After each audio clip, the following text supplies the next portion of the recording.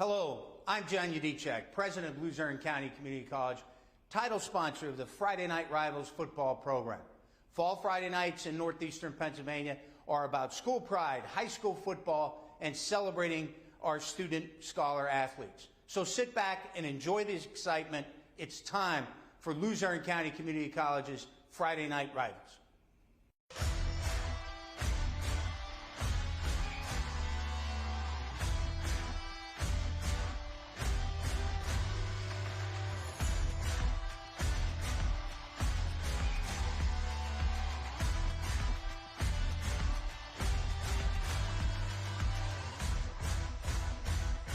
This is Luzerne County Community College Friday Night Rivals, sponsored by Batfitter on MyTV WQMY.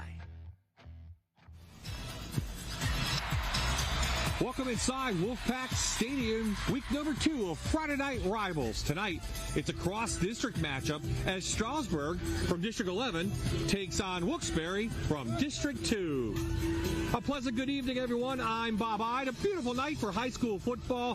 Thank you for joining us for week number 2 of Luzerne County Community College Friday Night Rivals. Vince Goldschmidt is on the sideline. We'll talk to him shortly. And in the booth with me for the 8th straight year, my partner, Jan Cechak, former Tunkhannock area coach. Yeah, let's get right into it. Both teams kind of opposite last week. Stroudsburg won their game against Wallenpaupack. They have an experienced quarterback in Jake Mitchell. We'll talk about him. Yes. And they have a fantastic running back. He's our figure law spotlight player, Jalen Riera.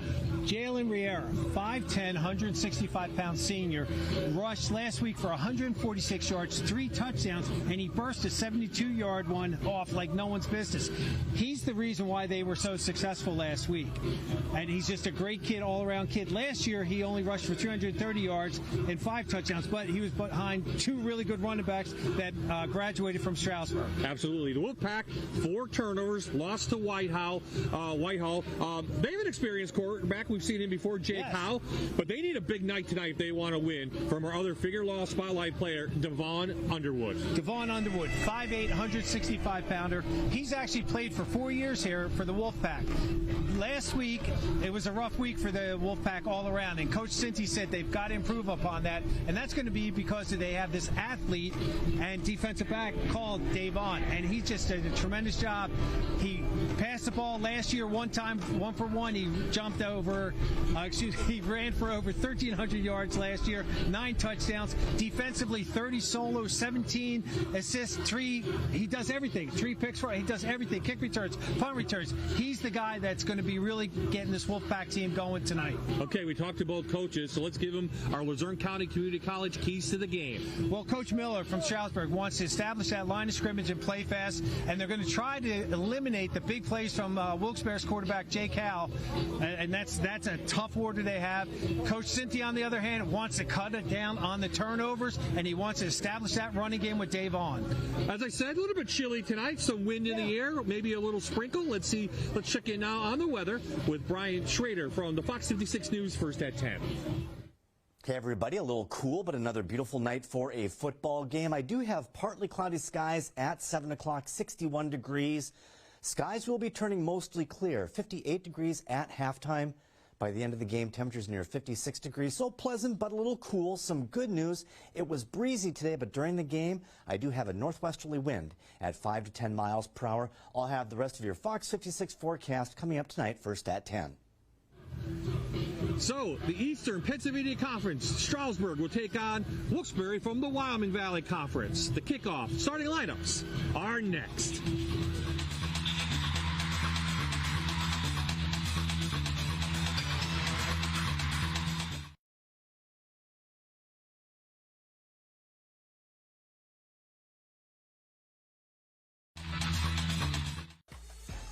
You're watching the Luzerne County Community College Friday Night Rivals.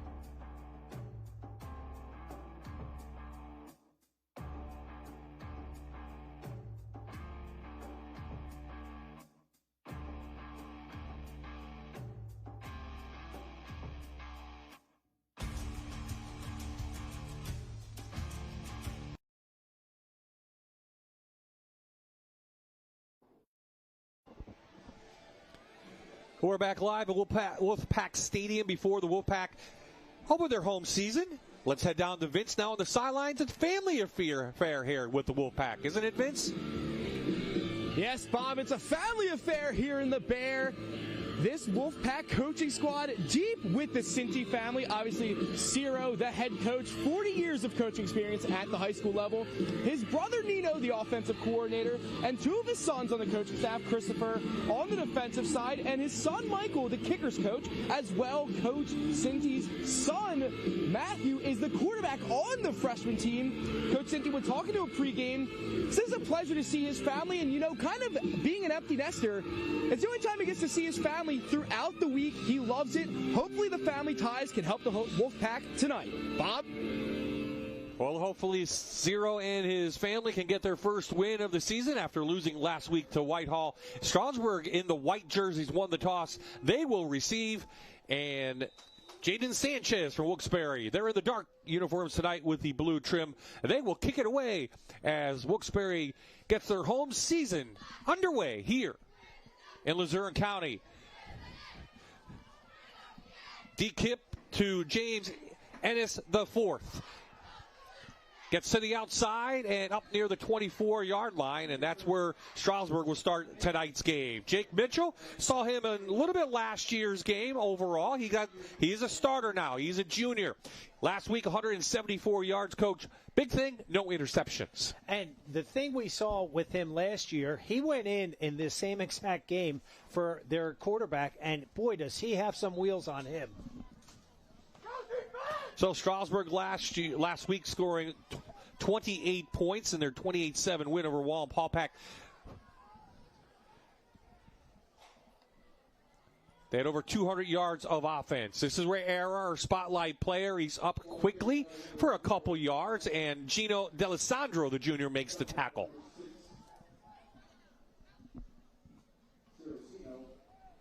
Well, this is one thing they wanted to try to do, establish the run, and you'll see a great job with the replay right in there. Jalen does a nice job just on that outside zone off the RPO.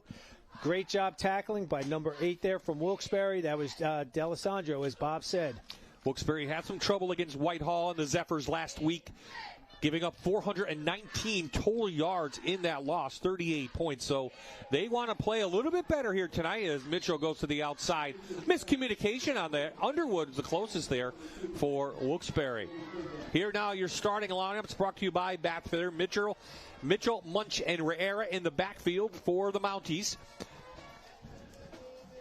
Al-Rafi, Trimmingham, and we saw Ennis the fourth already on the kickoff. The line up front, Coach, some talent and some seniors. There's a couple juniors in there, but pretty big offensive line. They average 244 pounds across the board. The biggest guy they have is 270. So on third down, Mitchell facing a little pressure over the middle. Knocked down by Keeman Hubbard-Jones, and Stroudsburg will be forced to punt on their opening possession. So a good stand by the Wolfpack. Some confidence here. You see it. But that's what they needed. Last week, their defense at times was a little suspect. Talked to Coach Michaels. He was very disappointed in how he coached the kids and how the kids were playing last week. That looks a lot different. Again, biggest strides week 1 to week 2. Low kick, and I think it hit a Stroudsburg player.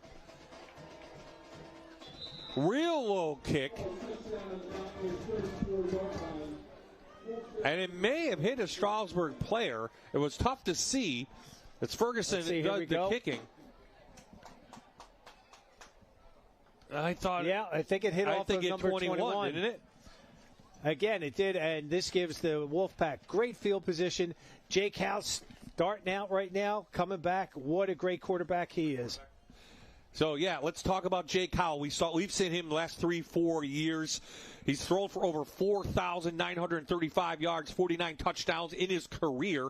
Last week, he had a good game against Whitehall, but it's the 4 interceptions that really took their toll. Well, and they had great drives all game, but key defensive lack of tackling and then having 4 turnovers just gave the game to the Zephyrs. Cal Schatzman was the punter, for Stroudsburg. They made a change there. number 99. So now a late substitution. And we have things all set. And Wuksbury, first possession in Stroudsburg territory. Looking to take an early lead. They want to commit to the run. Ardo gets it. He's a tough running back. We saw him last year. He is a senior. 52 yards last week on 12 carries. He's 5'11", 195 pounds. Again, he's just a solid kid. Coach Cinti said he's like a heart and soul of the offense. When the tough yards are needed, that's who he's going to go to. And they want to try to use some power football. And when we look at the starters, we'll look at a very young offensive line.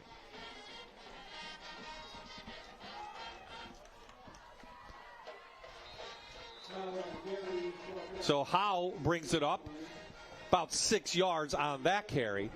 And now the Bathfitter starters for Wilkes-Barre, Howe, Ardo, and Underwood.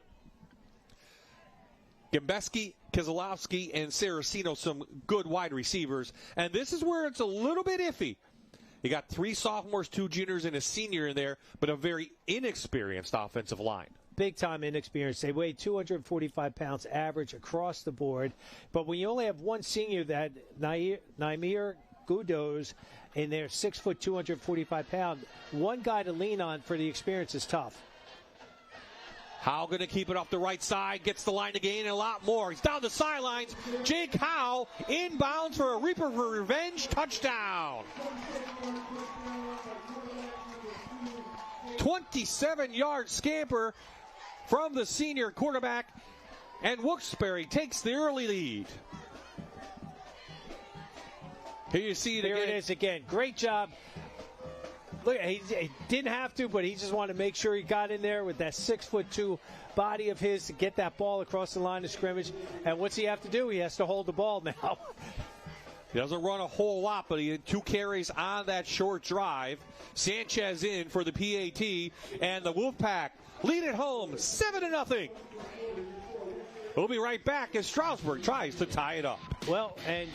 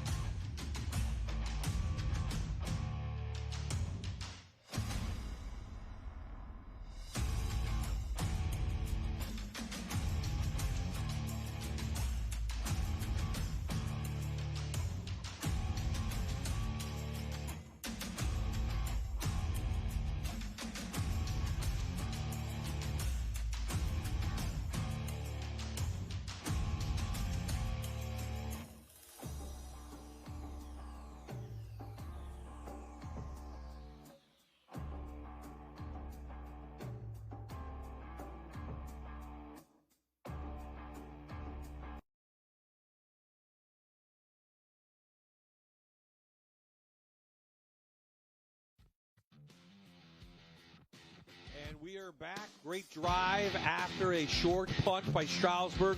3 plays, 34 yards, about a minute and a half off the clock. Jake Howe gives Wilkes-Barre the early lead. That's going to give them a lot of confidence, Coach. It really does, especially with a right side of your offensive line being a sophomore and a junior. Quincy Jordan is the right guard, 6 foot, 250 pounds, and Elijah Williams, 6'1", 265 junior. When you know your quarterback's running your side, that gives him all the confidence in the world. Short kick again, and it's the 4th. Has some running room up the middle. Uses some speed up over the 30-yard line. And now Stroudsburg down 7. Comes back on the field after a 3 and out. It's not too late to start college this fall at Luzerne County Community College's Wilkes-Barre Center. Late start classes begin September 15th. Don't wait. Spots are filling fast. Apply today at luzerne.edu and take the first step towards your future. Luzerne County Community College. Your future starts here. Riera trying to get anywhere. You cannot. Great job on the outside. by Khalil Smith, the junior, who had 4 total tackles last week, has a TFL here tonight. Great job from his defensive end spot to string that out, and really, he just grabbed them and he took care of business there. Nice job by the senior defensive end. Oh, excuse me, junior. He's only a junior. So that offensive line, who played well last week, getting a little bit of a test here. Great job on the outside. Keon Johnson with the carry. Up close to a first down, about 5 yards short.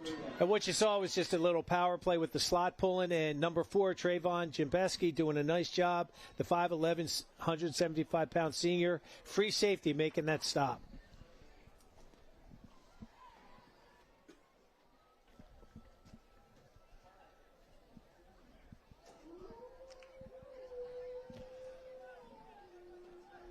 Stroudsburg made the District 11 playoffs last year, but lost to Easton 42-7. Their last win in the EPC was Pleasant Valley. Mitchell chase. Mitchell towards the line to gain. Let's see where they're going to give him. He's close to a Keystone Container first down, and I think he's got it. Got 5 right on the dot, and I think he's going to be right at the line to gain, and they'll move the chains. Good job by Wilkes-Barre secondary coverage. He set back for the draw play, and he just sprinted out. You saw a little bit of defensive line action going on up there with a little twist, and Coach Michael's bringing a little bit of pressure off the edge. Mitchell, a year ago, played well against the Wolfpack. He was 6 of 8, 99 yards and a touchdown. Remember, Wuksbury had the lead in that one, but Stroudsburg had a nice comeback in that first half. And the defense playing well for the Wolfpack, another short gain. Here now is that defense. Smith, Terry, Grudez, and Saraceno are up front in the 4-3. Linebackers, very good and active. Ardo leading the way, 9 total tackles last week. And then the secondary, 2 juniors and 2 seniors, but experienced. Big-time experience, especially when you have the athlete, Devon Underwood back there. He makes things happen. Coach Cinti could not say enough positive things about that young man. Right now, the Wilkes-Barre line is controlling this game. Mitchell back halftime. Flag comes in. They get the ball to the tight end. Looked like Keegan Munch. But this may be coming back. Our first penalty of the game gives an opportunity, too, to check out the referees from the Wyoming Valley Conference tonight. Formation, offense. Greg Zumchak is the referee, and there you see the rest of the lineup here in tonight's game. So that positive play coming back, Coach, and Stroudsburg struggling on their first road game of the year. They're being manhandled a little bit up front by that big defensive line of Wilkes-Barre. I know Coach Michaels likes to dial things up and do things differently. They're just not right now settled in. I don't know if it was a long bus ride for them, but Wilkes-Barre's having their way defensively on them. For Araby, behind Mitchell. Mitchell going to roll. They're going to set up a middle screen. They get it, but Wuksbury read it. Great job by the senior Ardo. He saw it all the way. Riera, no gain on the play. Ardo went from his middle linebacker spot, sniffed that out immediately. You see him scraping across right there, number 10. He beats the block by number 65, Famek Rogers there. You know, the junior pulling out there. Excuse me, they had different guys in there, but that was Famek. I can see, I can see Ardo, and we're going to have that game. I can see him at Wilkes or Kings. He's a type of linebacker that, they like those local kids, and they can develop great linebackers at those 2 schools. They do a great job down there, really recruiting this area, because it's promoting Luzerne and Lackawanna counties. Absolutely. So on 3rd and long, Mitchell out to the flat, nowhere to go. Great defense again. And it's the 4th, had nowhere to go. 1 yard, and Stroudsburg, the Mounties, going to have to punt again. So nothing downfield so far for Stroudsburg. Well, that cover 2 that Coach Michaels is playing in there, they're doing a nice job covering down all the receivers. and the pressure that the defensive ends are getting for Wilkes-Barre right now are affecting the rhythm. Well, they must have a change. Ferguson is the normal punter. He is not out there. He may not be here. Mitchell now goes. The quarterback is going to punt. And we saw he did that last year also in exactly this game.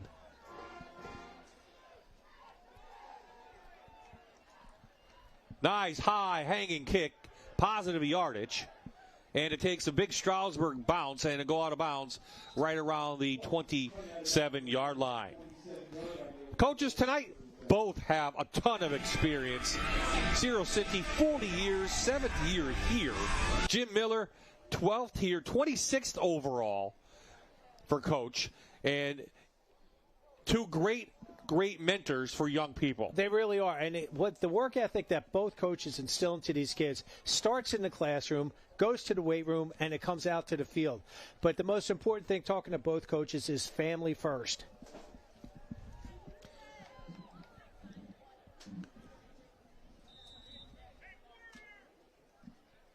So 5:51 left in the first.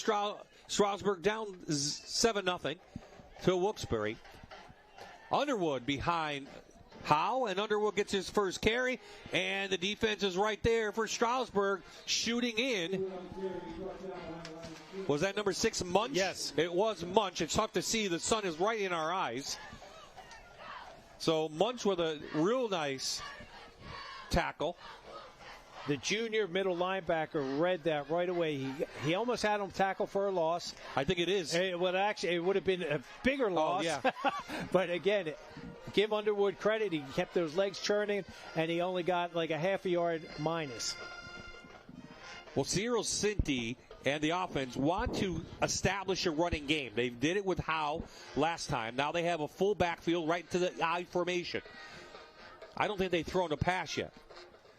They are committed to the run. Underwood has it, and Underwood barely gets back to the line of scrimmage. In fact, he's going to lose yardage again. So that defense for Stroudsburg playing really well. Johnson, Bauer, Essington, and Risco up front. Monaco, Munch, and Satterfield, your linebackers, and experience back there also in the secondary. Alex Ball also playing up front. He's a senior defensive tackle. Well, the problem that Wilkes-Barre is having right now up front is at number 78, Madden Bauer, 5'11", 320-pound sophomore. He's a lot of young men in there, so they have to commit to a double team. I do see Essendon playing a little draw play to Ardo. And maybe because of those 4 interceptions last week, Wilkes-Barre a little hesitant to have Jake Howell throw the ball, but he is a 4-year starter. He really is, but that comes down to, you see right there was a design draw play, but Keon Johnson, the 5'10", 160-pound junior, drops him there right at the line of scrimmage, forcing the Wolfpack to punt. So Ardo was the punter. He averages 33 yards. Stroudsburg will get good field position out of this. High kick, fair catch by Ennis the 4th, and the Mounties come back on with better field position right around their own 42-yard line.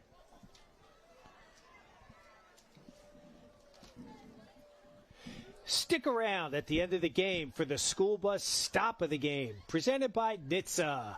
Again, stick around to the end of the game for the school bus stop of the game, presented by NHTSA. Well, we had a lot on that. Both defenses in those last two possessions had some tackles for a loss, and they're right in the NHTSA defensive play of the game already. We have a long way to go. 3:34 left in the first here at Wolfpack Stadium. And last time we were here, Coach, they didn't even have locker rooms. It was their first game ever. We're parking in the dirt. But overall, one of the best stadiums in District 2. And the defense is there again for the Wolfpack. No running room for this team in Stroudsburg. Well, that was Ethan Hooper, 5'10", 170-pound junior, coming off from his cornerback position. Watch this. Just right there, he beat the tackle, and then he shed him, and he drops the guy. I mean, and then you see a host of the rest of the Wolfpack coming in. Yeah, absolutely. Munch couldn't get the block on him. So both offenses struggling here a little bit. Wilkes-Barre did have that short field, and they scored off of that. But so far, both defenses playing pretty well. Mitchell back, looking downfield over the middle, has a connection, has El Rafi for a positive game, make it 7, 3rd down on the way.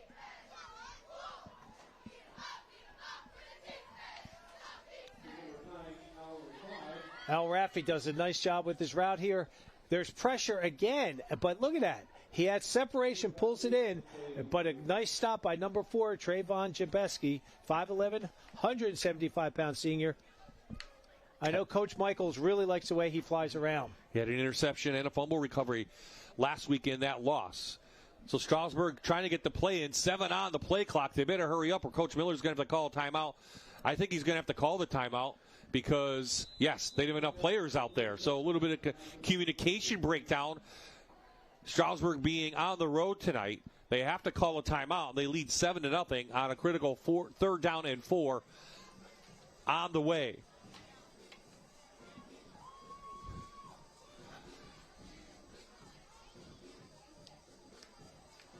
So the locker rooms are behind us.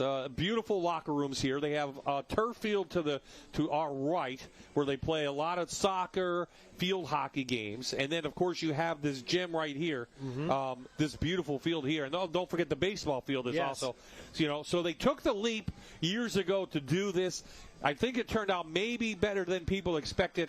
We're not going to get into too much politics, but still, I was in Scranton when they brought Scranton High School in the 90s.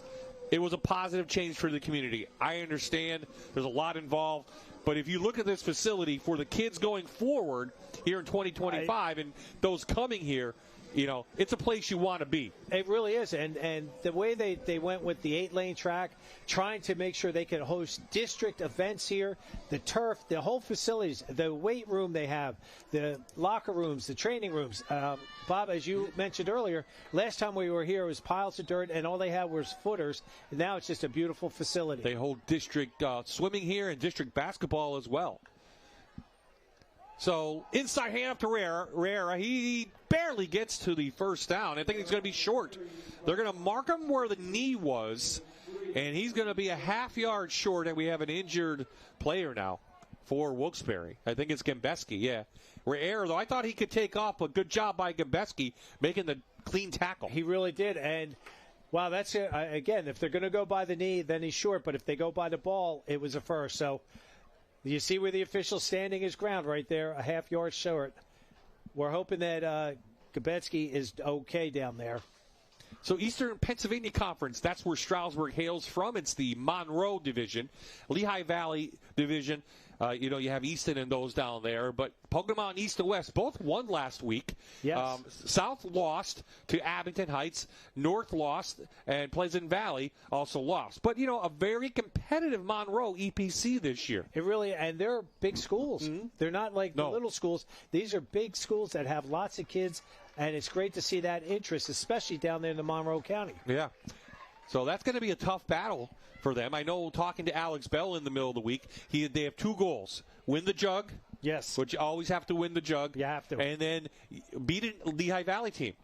And you would think they, districts or anything like no, when Monroe teams go play Lehigh Valley teams, it's really tough. The rivalries are there, and they just want to do well because Lehigh Valley, fortunately for them, has had their way with the Monroe County teams. So they're going to go for it on 4th down in the I formation. Mitchell behind his center. Martinez is going to move forward. He's got a Keystone container, 1st down. Good push by the offensive line of Stroudsburg. They really did. They did a nice job getting in there. Here we go. But again, penetration coming in from, you see those black jerseys, their leverage is a lot better this week than it was last week. They're staying below their shoulder pads of Stroudsburg and getting gap penetration. Martinez is not a big kid at center. He's only 5'10", 210 listed, maybe about 220. So they're inside Wolfpack territory for the first time tonight. Riera can't really get anything going. One of his biggest gains right there, give him 7. Tackled on by Jones again. Well, you see that on this next play, on our rerun, that they end up running. All they're doing is running that lead play with number 6 in there, Keegan Munch. 194-pounder pulling from his slot position, leading the way. Under a minute to play here in the first quarter. Wilkes-Barre scored on a short field. And they lead 7-0. Mitchell back. A lot of time for Jake, but he's taken down after he stepped up. And a late flag comes in. But a great tackle by Nick Saraceno, the junior. Let's see what the flag is, though. So it'll be 10 from the previous spot. Greg Sumchak, our referee. Holding. Offense number 73. 10 yards from the previous spot. Still second down. So that it's Exington called with a hold. So it'll be second down and just over about 17 yards, maybe 15, as there's 40 seconds left here in the first quarter. Stroudsburg was starting to mount a nice drive, and these are the things that coaches we call killers. It just kills the momentum. Oh, absolutely kills the momentum. But there's still time. They have 2 downs to get some back. They're going to give it off to Johnson, but the defense is there again. 2 yards at best. Ardo there, along with some other black jerseys, including D'Alessandro. So 3rd and long now facing this Mountie team, if they want to get this play off or switch the sides. Well, and the difference from what Stroudsburg's seeing this week compared to last week is speed, Bob. Wallen Paulpak has a good squad up there. Coach is in his sophomore year. But Wilkes-Barre has something you can't coach, and that is speed. And Whitehall had a lot of speed that faced Wilkes-Barre. So there's the horn. The first quarter in the books here at Wolfpack Stadium. The home team leads Stroudsburg 7-0.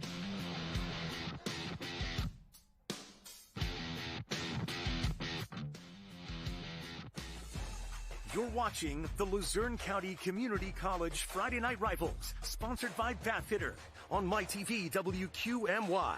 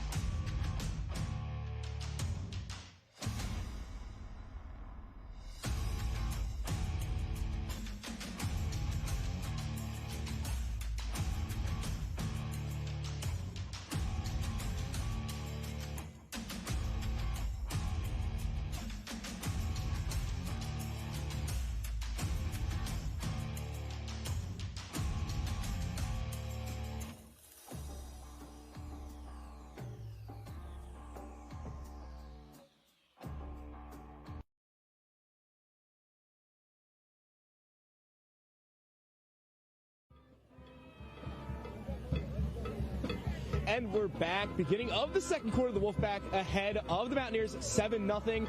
And here at Wolfpack Stadium is the Pennsylvania Army National Guard. Alongside me, Staff Sergeant Derek Hernandez. Thank you for coming on, first off. Hey, it's a pleasure, man. Thank you for having me. Of course. So for those who don't know, tell us a little bit about your background and how you got to this position today. So I've been in the Pennsylvania Army National Guard now for about 7.5 years. Originally, I was from East Stroudsburg, Pennsylvania, a rock throw away from here. I joined the National Guard because I wanted to pursue college for post-secondary education and then finalize in working law enforcement, which is exactly what I did. But then I wanted something more of it, so I pursued active Guard and Reserves, and I've been a recruiter and a part-time drill sergeant for the last 2.5 years now. You know, you mentioned you're a recruiter. Why should people join the Pennsylvania Army National Guard? For those, especially in high school right now, looking to do post-secondary education, trade schools, it's a great opportunity because it will pay for 100% in-state universities for your education, so you get to go to school for completely free while only being a part-time soldier 2 days out of the month and 2 weeks during the summertime. So only a total of 45 days. You can't beat part-time status, man. Go hard, go guard. Derek, thank you for joining me. Guys? Derek, thank you for your service. Absolutely. So a great defensive play again. And Wilkes-Barre with a nice return from Watson. And Watson made a nice pass breakup on the last possession, and he makes an excellent return here off the punt. And Wilkes-Barre will have good field position at their own 40-yard line. So special teams being won so far by the Wolfpack. And that's been the difference. Even Stroudsburg's return has been good, too. But watch this block right there. Number 11 does a nice job just getting in. That's Kevin Creech in there. He set that up for that big return in there. So it's mostly been the running game for Cyril Cinti and his squad. They wanted to establish the run. They open it up a little now with Jake Howe a little bit. I mean, is he shocked from last week? I don't see that from Jake. I didn't see that in pregame. I didn't either. He was out here early with his receivers going through drills. It's just a matter. I don't think it's him. I think it's your offensive line when you have that many young guys up front. Absolutely. Well, we got to go right to the pass, and he's got a receiver open downfield. Oh, he tried to get it out to Gimbeski, but I think if he looked underneath to Keselowski, he had Keselowski go over the middle wide open. He did, and he was trying to connect on that one right from the get-start, setting a tone for Stroudsburg, saying, we can go deep, we can go fast, and we're going to go far. But nice job with the blocking up front by the O-line. And I think, though, it wouldn't matter because I think we have a hold on a young offensive line from Wilkes-Barre, and that's going to back them up on first down.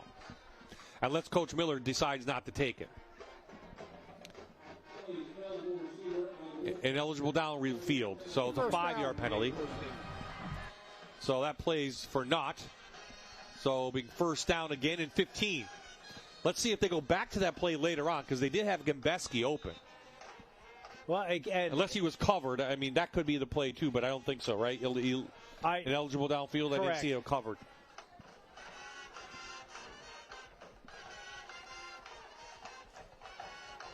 And they got 3 receivers to the short side, which is always interesting to me.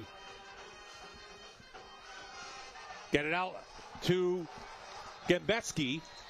Or Keselowski, excuse me, makes a nice leaping grab. Howe with an excellent pass right in the right spot, and it's a Keystone Container first down. How about that pass from Jake Howe? That's right on the money, right where it should be. Get one-on-one up to the top of the wide side of the field. What I was saying earlier about the short side, when you stick 3 receivers, it's like the defense has a 12th man with the sideline. You're negating what they could do down there. Watching the film, and you watched it as well, I think Howe just tried to take control too much. He forced last week, didn't he, against Whitehall? He's not that type of player. He's definitely a PSAC type quarterback as we have a flag come in. He's got the size, the arm strength. And he definitely has the durability. But the flag on that, it's probably and the smarts. Yes. You'll see he's one of our scholar athletes later on in tonight's game. So another penalty.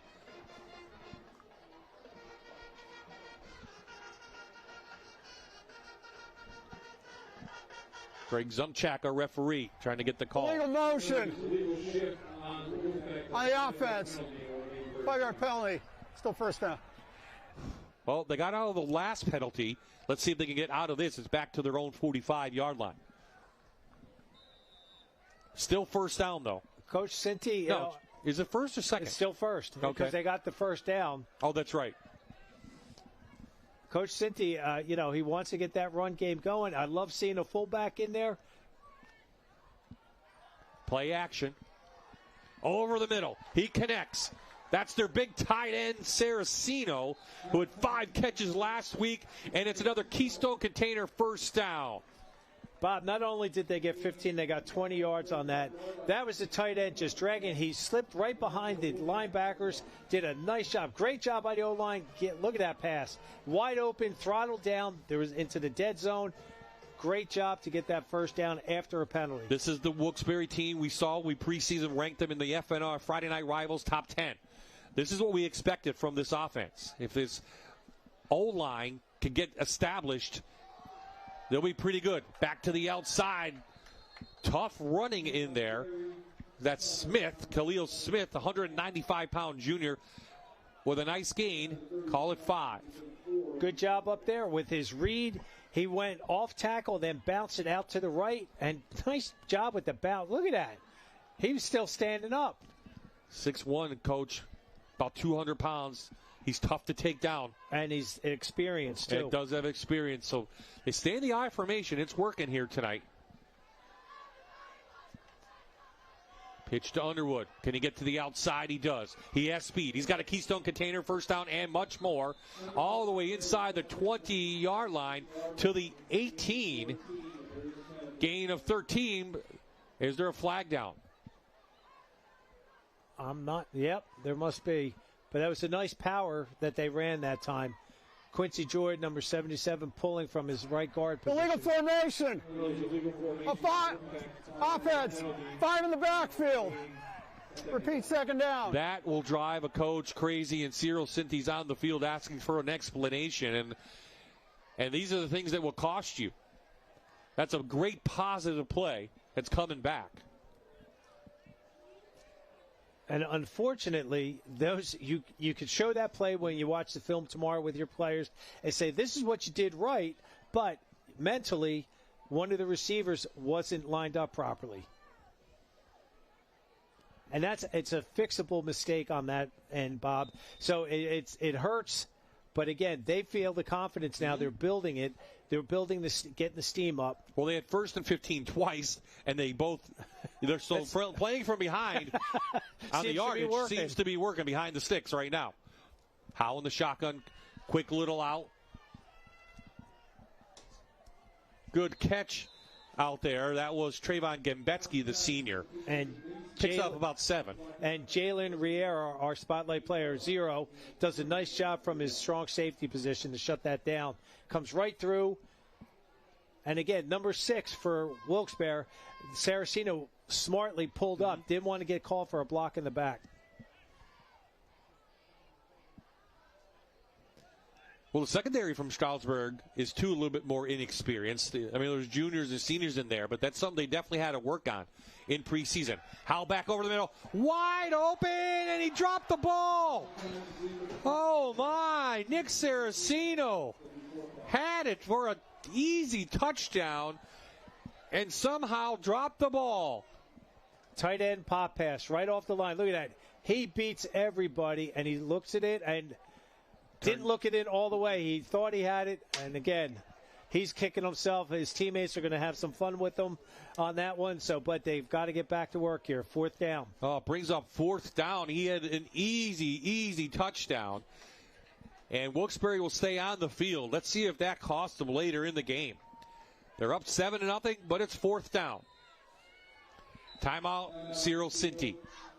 9:02 remaining in the first half.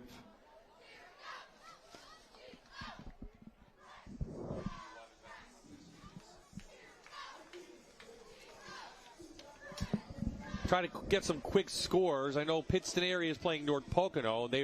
North Pocono, the Trojans, were leading the Patriots. Last time I looked, 7-0 in the second quarter. Valley View and Crestwood are scoreless. Abington leading West Scranton. Dallas leading Wyoming area, 13-7. Berwick over Mid Valley, 14-0. Hanover and Riverside tied at 7. Coach Richardson doing an awesome job down here in Wyoming Valley Conference. Tunkhannock over Holy Redeemer. Shamokin all over Lake Lehman, 21-0. And Woodsport leading Hazleton area 7-0. Well, I thank NEPAfootball.com for those scores. Well, we've seen a glimpse of what Wilkes-Barre can be, and they're going to be competing right in that Division I. It could be anybody. Anybody toss a coin there. I mean, Pittston area, Wilkes-Barre, you think they're the favorites. Dallas, though, come rebounding after their loss last week to Jersey Shore. Crestwood trying to get back in the win column. They lost to Wyoming area. But, Pittston area, we're going to see them later on in the year. And Wilkes-Barre right there. So what do you think of this year? And again, Hazleton has brand new coaching staff down there. Wyoming Valley West is doing some things right down there. They're going to be trying to get back to the former glory, but heck of a conference right there. Valley West is losing to Scranton, by the way. Offense, number 1, 5-yard penalty. Well, still 4th down. Last week it was turnovers, Coach. This week, penalties are plaguing this Wilkes-Barre team. So the punt team is going to come on and try to pin Stroudsburg deep. And their defense is playing well enough on the Wolfpack side to do just that. Right now, both defenses are carrying these teams. And we got to see now, we haven't seen this. They're punting. Interesting. They're going to try to Ardo's in there to punt. He can get it up high. He does. It's short. It should, let's say, a Wuksbury bounce gets out about the 20-yard line. So a net gain of about 20-something. But Wuksbury has Stroudsburg right where they want them. The Mounties, though, what are we going to see? We got to see their offense a little bit more. Well, we haven't seen, the defense for Wuksbury has been pretty much dominating the front seven, and that's been the difference. And they've been keying Jalen Riera the whole game right now. It's going to come down. They're going to force Jack Mitchell now to start throwing the ball around. Hopefully, the Wilkes-Barre Wolfpack will cash in on his inexperience back there. So from the 19, Stroudsburg, who does not have a lot of total yards so far, go back to the running game. Defense is right there. Riera just can't get things going at all. That may have been Smith again from the outside, who's having a great game so far. Gain of 1. And Altamir Terry, the 245-pound junior, from his defensive tackle spot, also got into that camera picture at the end there. Good hustle on his end. And remember, Riera last year had a good game against Wilkes-Barre. Had 2 touchdowns in that game, over 100 yards. And I'm sure that's what Wolfpack defensive coordinator Ed Michaels did. They circled him and said, look, we've got to contain this young man. And they're trying to do that. And Mitchell will actually keep it. A lot of people keying on Riera, but Mitchell kept it to the outside. Short game brings up 3rd down and long. And you saw how on that great fake by Riera, people were biting on him. Great job with our replay in there. Thank you, Ernie. Look at that. Everyone's like looking at him, but the quarterback did a nice job with the read and the pull. Creech comes up to push him out of bounds. So 3rd and 5 now for the Mounties.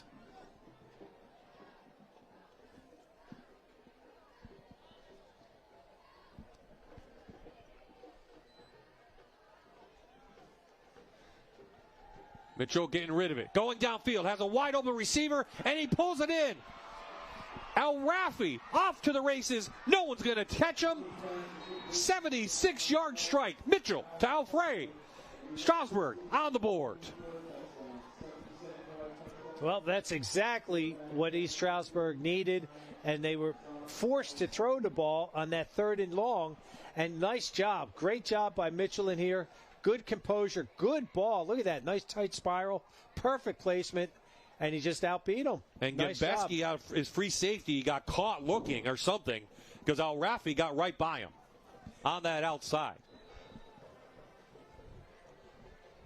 It's not like the quarterback did a pump fake to freeze him. I know. He just maybe got caught up in his steps. Fuller with a PAT with 8:04 remaining in the half. We're tied at 7 here in Wilkes-Barre.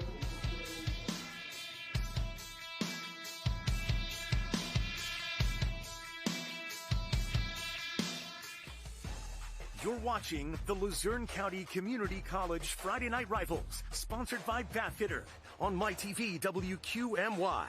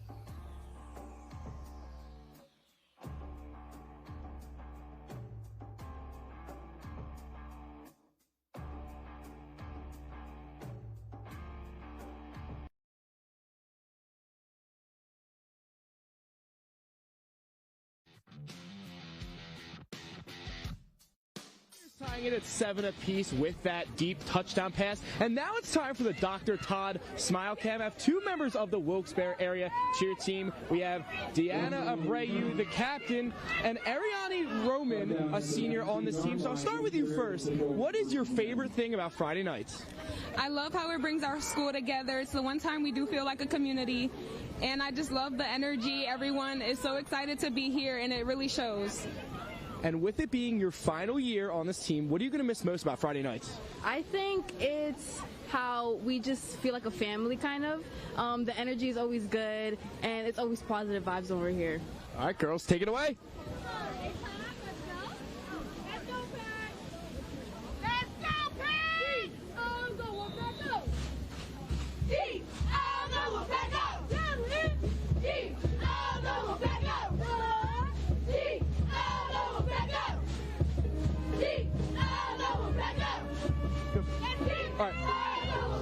That's Friday Night Football, and that's what Friday Night Rivals is all about, Coach. Yes, sir. You know, you can't have football without the cheerleaders and the band. I mean, it's everything kind of mixed. And she said it very eloquently and beautifully, saying it's about a community. Yes. And you get everybody involved. And it's a great run right here. Nice job defensively, but 2 missed tackles. Stroudsburg's going to have defense coordinator's going to be talking to them at halftime, saying, "Wrap, grab that cloth, don't let them out of your grasp." Yeah, Johnson had him, but couldn't pull him in. Positive yardage for Underwood, and Wilkes-Barre wanted to get that running game going, and they have.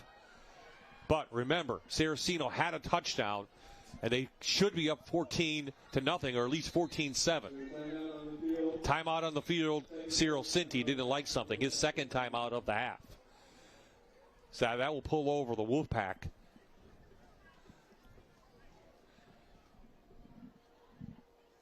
And we'll be able to give you a couple scores from around the area. And I don't know, shocking or not shocking, Jersey Shore beating Delaware Valley 21-7. Jersey Shore making a 3-hour ride to Delaware Valley. But to get 6A points, Bob, yeah, they're going to be 5A. But still, they're going to get a ton of points right there if they continue to win. So 21-7 is that score. Berwick shutting out Mid-Valley. We'll see the Spartans next week 21-0. Speaking of 21-0, Lackawanna Trail over Western Wayne.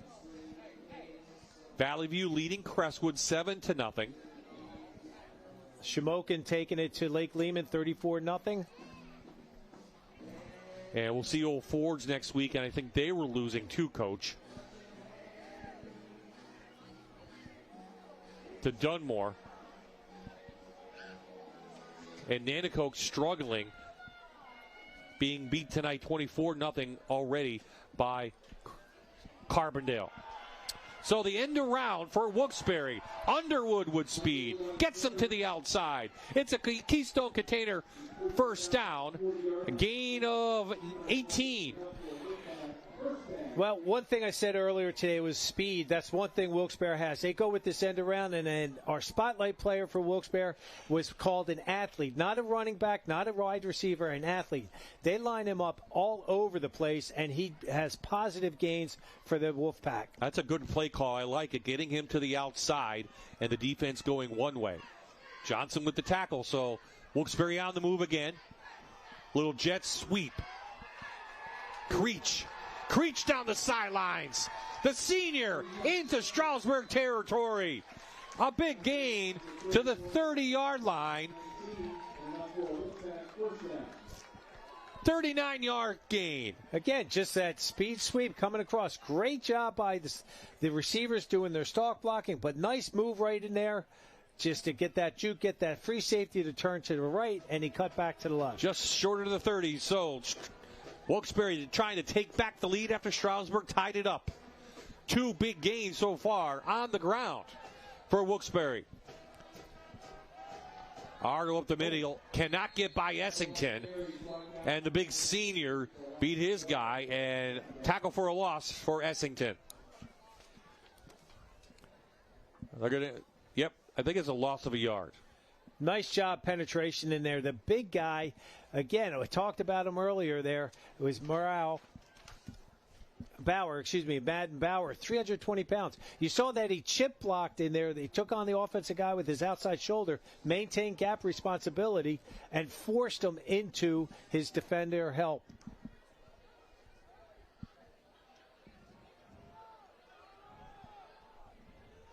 Four on the play clock. Howell's got to move early. He does. They get it off quickly. Howell to the outside. Strong arms it. He makes a connection with Creech again, who's up to about the 25-yard line, so 6-yard gain. I liked how fast Khalil Trimmingham from Stroudsburg came up and gave a solid hit. 5'10", 150-pound junior. Watch this, folks, on the bottom of your screen right here.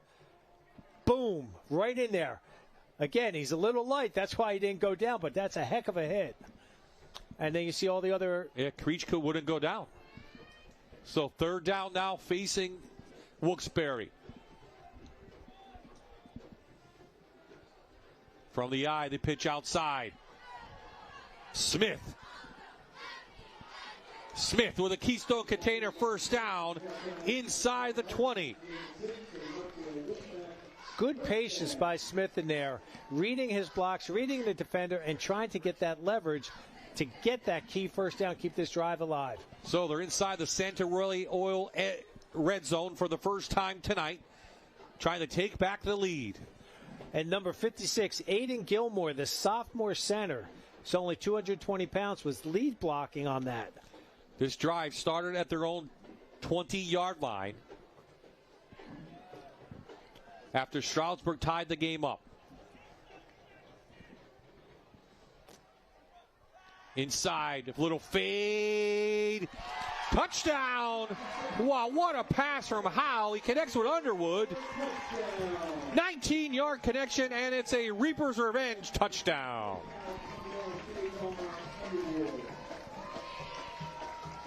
That's the Jake Howell we knew we'd see. Absolutely. I mean, he was just cool, calm, collected. Pressure coming from his blind side. Steps up and throws a perfect strike for a touchdown. Look at that. Nice tight spiral in there. Great placement. Underwood, great job in there. Again, line him up wherever you need him, and he gets the job done. PAT is tipped at the line of scrimmage. Touchdown counts, but the PAT is no good. 13-7 left, 4:23 remaining in the half. 7 plays, 80 yards. Nice job in there again. Great job with the replay. Got the best crew in all of Pennsylvania, giving you the best shots they possibly can.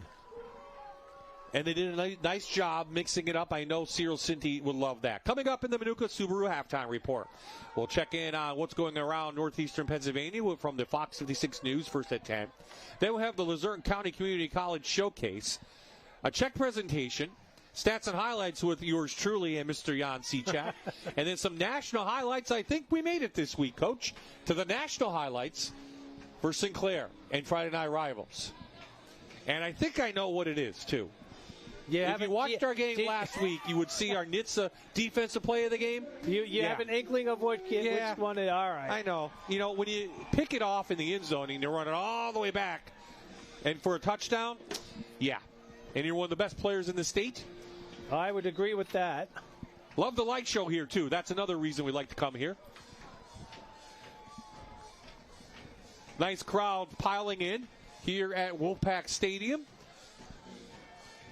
Glad you could join us here on MyTV WQMY, wherever you're watching throughout the world, on YouTube, maybe even on Facebook. Shout out to Nick. I met Nick today at Tiberios Pizza.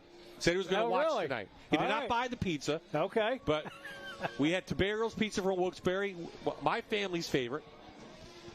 Fed it to the crew tonight, and Nick said he's going to be watching tonight. We appreciate that, Nick. Thank you. Okay, Stroudsburg with plenty of time to tie this one up going into the half. They have a couple timeouts as well. Should get a decent return here from Al Rafi and Ennis. It's going to take a bounce to go out of bounds, so I'm sure Stroudsburg will take it at the 35 and to begin this drive.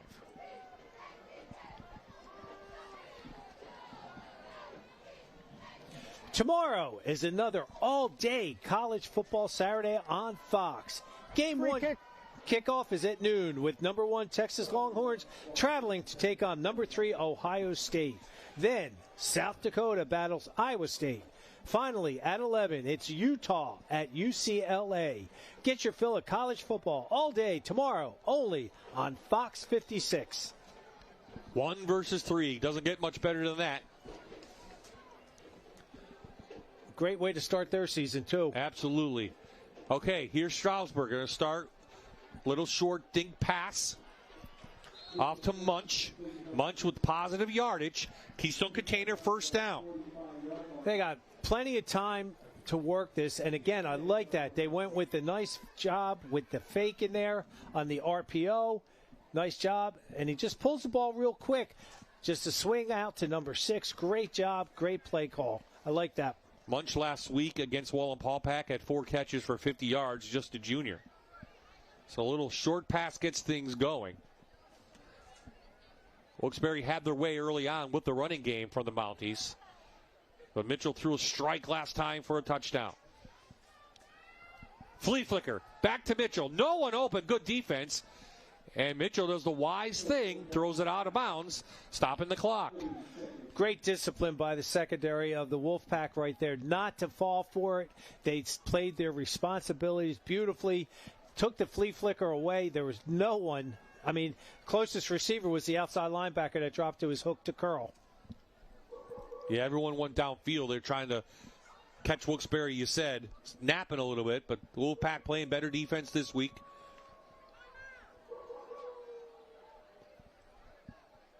I like that. Stroudsburg's trying to get something going to get back into this quickly. Late change. Defense moves. So there was a defender running on. Arnold moved a guy, and then that guy went off sides. And again, encroachment on the defense, number 16. It's a 5-yard penalty. Still second down. You tell it happens in the college, it happens in the pros. You tell your defensive lineman, go deaf. Listen to the play call and then go deaf.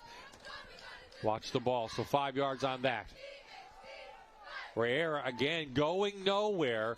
That line doing a nice job. And Smith, he's having a great defensive stand tonight. Again, Khalil Smith is only a junior. Last week, 4 total tackles. He had a sack and a tackle for a loss. I mean, he was just doing a great job in there. Great pressure. Takes it on. And then number 23, again, when you have your teammates coming and helping out, that's what's awesome. Ethan Hooper, another junior. So a big third down here because if Wilkes-Barre can get the ball back and maybe extend this lead, under 4 to play.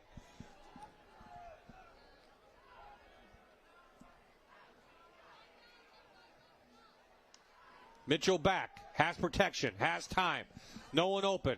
Finally finds Munch over the middle. Munch couldn't shed a tackle, but he did get a Keystone Container first down. Great tackle by Creech, or Munch had the whole sidelines, and he'd be in for a touchdown. Good patience by Mitchell as quarterback, and there he's getting it. The pocket's collapsing, and he finally finds a receiver that gets a little bit open, makes a connection here. Good job. You see the pressure. Pocket's collapsing, like I said, and he just gets that ball out. So a big third down conversion, 12 yards on that one, and we have a Stroudsburg player down. A timeout.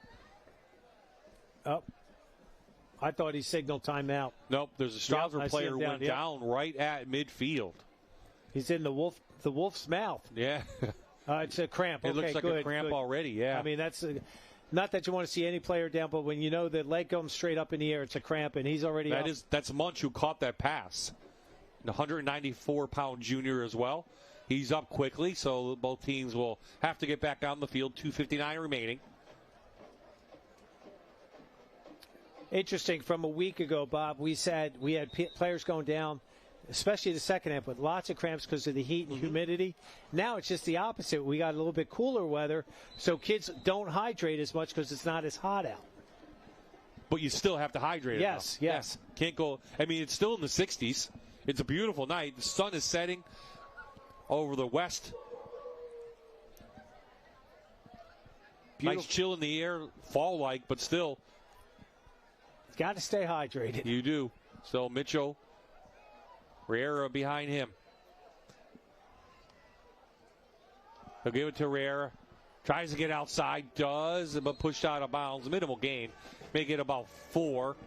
Well, a little bit longer than that. Make it 5.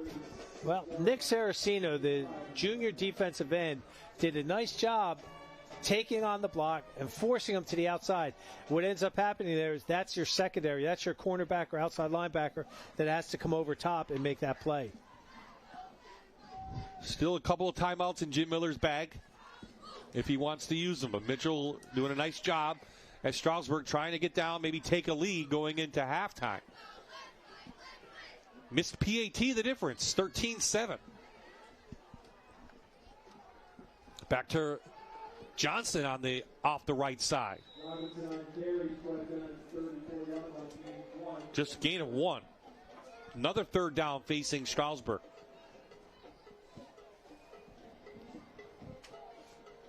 Again, they tried going with that power with their number 5 and number 6 in their lead blocking up through, but defensively the line for the Wolfpack's doing a nice job not giving up ground.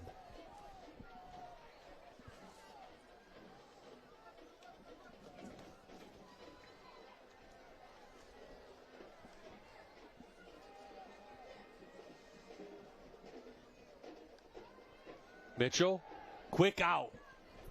He came inside through the receiver's hands. That looks like it was Ennis the 4th.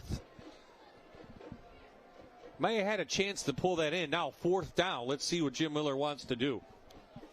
Again, James Ennis the 4th is 5'6", 155-pound junior.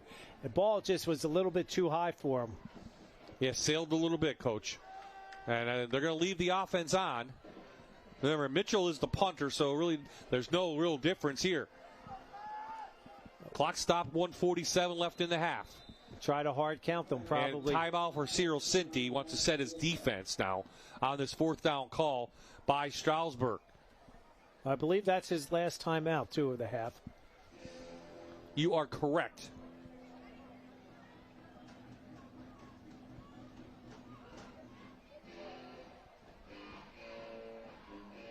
Bloomsburg leading Central Mountain. We'll see the Panthers later on in the year, 21-0. Southern up 21-0 over Loyalsock. Here's what Stroudsburg has coming up in the future. Next week, tough one. They're going to go to Bethlehem Liberty, start the Lehigh Valley little trips. Then they'll come back up and play some Monroe County teams. And, of course, that big game, October 17th, that's the jug game. Second game, last game of the year, and then they ended with Pleasant Valley. A year ago, Stroudsburg 6-5 overall, as I said. Lost in the first round of the playoff to Easton. So that's the goal this year.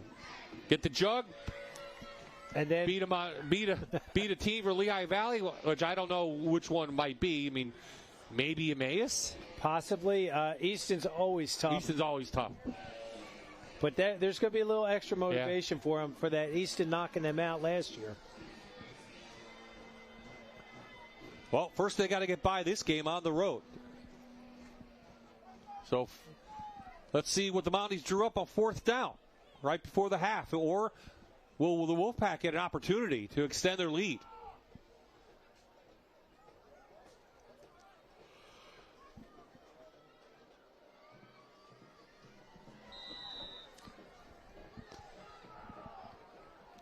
If you're Wuksbury coach, are you blitzing or just staying back? They're going to stay back.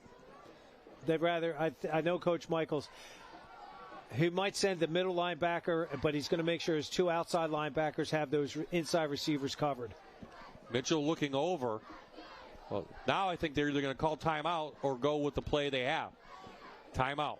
So Mitchell looked over twice to his offensive coordinator. Well, trying to figure out what to do. They went with that empty backfield. So, again, you had trips up top to the wide side. You had a slot formation down to the tight side. Trying to figure out what is Wilkes-Barre's secondary coverage going to be, and they declared it by playing like a man underneath concept.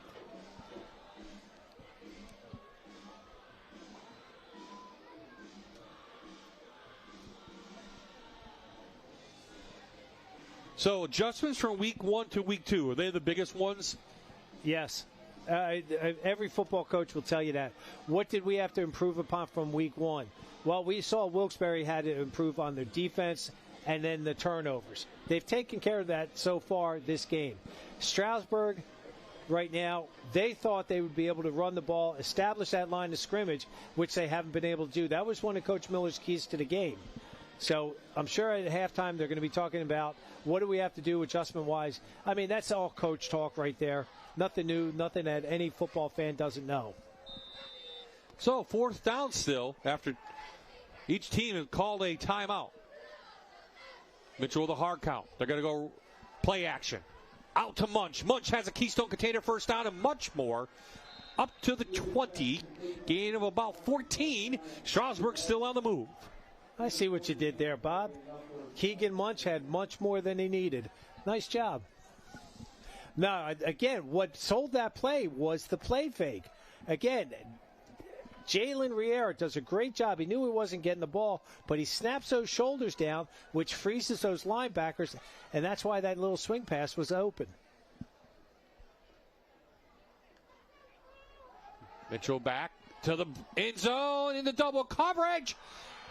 Caught! Wow. What a catch! A Reaper's Revenge touchdown.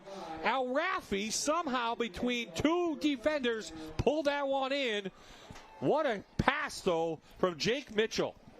Look at this. I mean, great ball by Mitchell. I really thought that was going to be an INT. The ball was a little bit short and behind, but Raffi did a great job in there.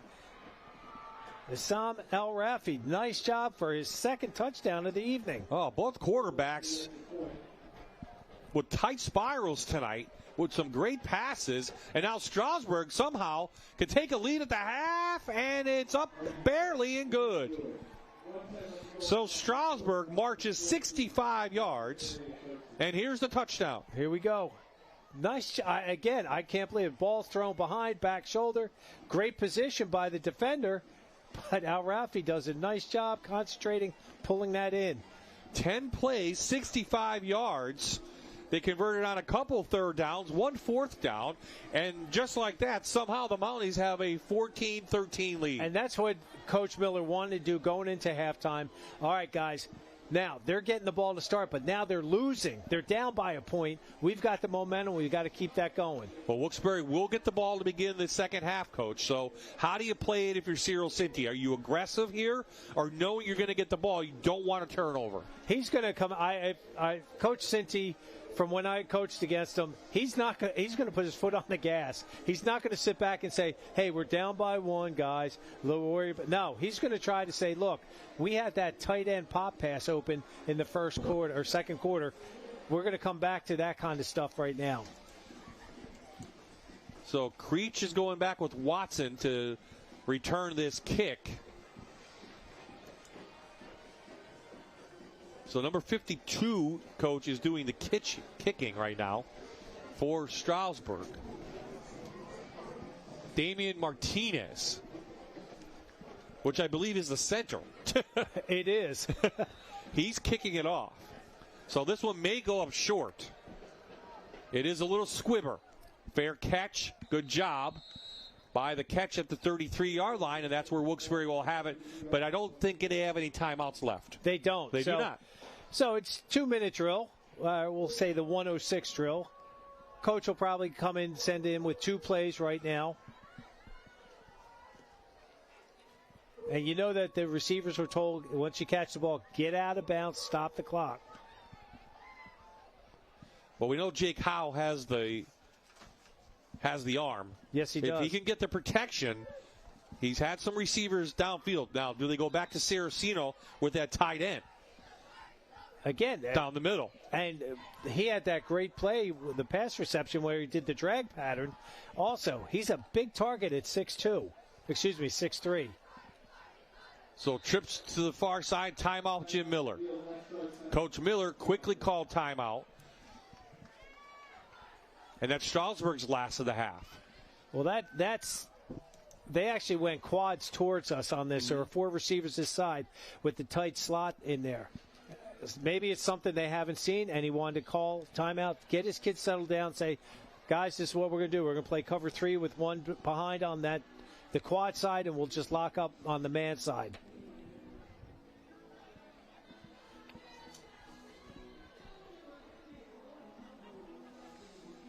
Heck of a game, though, between two big schools, two 6A schools going at it. There you see some of the Stroudsburg faithful who made the drive up. I'd say about an hour, but some of the traffic today on 81, as it always is, but it was even earlier today. So depending on how they came up, maybe they came up 115 over 80, which would have been better. Make a little drive up. Here to Wuksbury. How? Quick. He's going on the fly to Creech. Creech pulls it in. He's still on his feet. Breaks 2 tackles. He's down at the 25-yard line.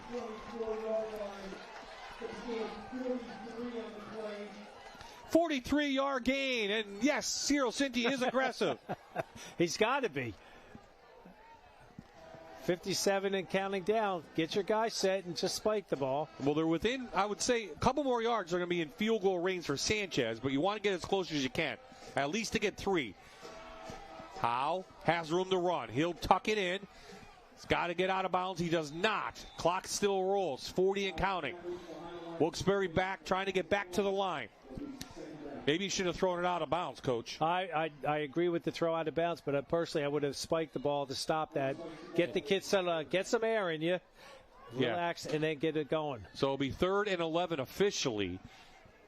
And let's take a look at that. Creech has pulled a couple nice passes here tonight. But Jake Howe, I mean, this is a seasoned veteran quarterback. He just, once he got the laces in his hand, he just threw it. I don't think Trimmingham knew it was even coming, to be honest with you. It was that quick. I mean, yeah, you know your receivers are going to be doing 9 patterns. They're going to be going down streaking. Yeah, but when the ball comes out that fast, that was really, really a nice job by Jake Howe. 29 seconds left in the half. 3rd down on the 24. Another quick pass. Oh, tried to back shoulder. Yeah, tried to back shoulder it to Gambitsky, Gambitsky couldn't see it, and good defense there by Stroudsburg. Now it's 4th down. You're out of field goal range. Let's see if they go back to the tight end over the middle. So 4th down and 10. The free safety's playing about 15 yards deep right now, so they're expecting something deep. Howe, time, pulls it in up the middle and take it down. Good defense by the Mounties. They hold. Munch pulls them down, and that should do it for the half. There'll be, 20 seconds. Well, clock will stop because it was 4th down. Change of possession. Change of possession. Does Mitchell try to air one out? No. No. Coach Miller, no. Coach Miller isn't quite as aggressive at this point. They're just going to get in. There's going to be things Cyril Cinti's going to be happy with this half. Penalties, and that 2-minute drill is 2 things that he's not going to be happy with. Correct. But he's going to be pleased with how Jake Howe is throwing the ball and how the offensive line is trying to establish that line of scrimmage. And Jim Miller, he's got to be happy his team came back after being down 7-0. They outscored them 14-6 the rest of the way. So we're at the half. Vince going to try to grab Coach Miller from Stroudsburg, see what his thoughts are on this first half, or he's going to take a lead in on the road by 1 point. And that's all that matters at that point. It doesn't matter what the score is. If you're up by 1 point or 10 points, doesn't matter. Absolutely. Okay, here's Mr. Vince Goldschmidt with Coach Miller. Coach Miller, first quarter offensively really struggled. Second quarter was able to get it going. What clicked between the first and second quarter? I think we're starting to settle in a little bit. We're coming up here. We know they're a good team. They're playing very physical football, but we're starting to actually settle in a little bit.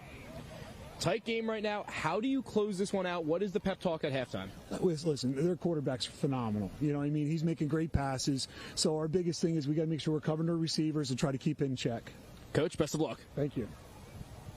14-13 the score of the half. Coming up, the Manuka Subaru Report. And then Jan and I will be back with some stats and highlights and get you ready for the third quarter.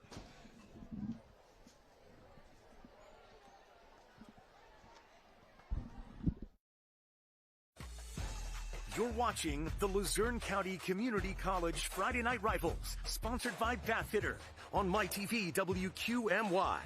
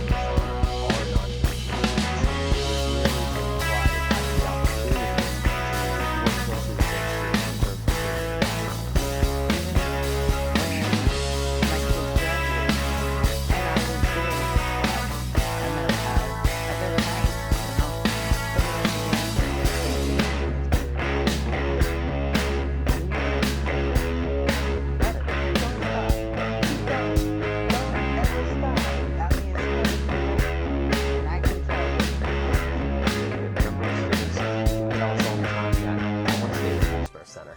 I want to take classes here, which is a great feeling for us because we give that personal one-on-one opportunity with those students to make them feel comfortable as they progress through their educational journey. My instructors always keep saying, Alexis, you can do it. You have so much potential. So they're always very uplifting. And even when you want to give up, they keep pushing. Like they'll hear, you feel like you want to give up, but you're actually learning. Students who are still interested but may still be undecided still have time to apply to the college, placement test, and register for classes, particularly if they're looking to take classes here at the Wilkes-Barre Center. We have a late start, so our classes don't actually start until September 15th. So if you are still on the fence and unsure if you want to take college classes here, meet with somebody at the Wilkes-Barre Center.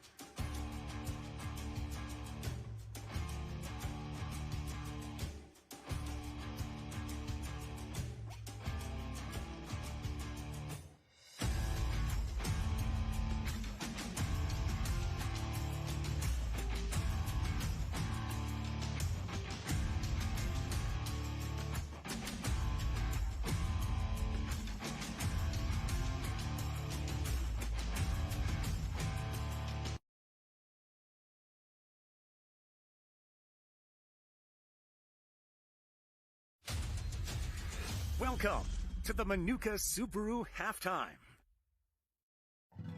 Hi, I'm Toby with NEPA Builders. Thanks for watching the game at home and listening to our message. We wanted to tell you about our Raising the Roof program. It's a partnership with Fox 56, 84 Lumber Company, and NEPA Builders to replace the roof for a family in need. Our Raising the Roof program is something that we came up with to support our community in a way that only a builder could. We believe that businesses have a responsibility to support their community the same way that they support us. Building a better Northeast is our motto, and this is just one of the ways that we do that. So if you're at home, what we're asking you to do, walk outside your door, look up and down your street. There's somebody that needs a roof that can't afford it. Visit our website, nepabuilders.com, nominate that person, and help us build a better Northeast.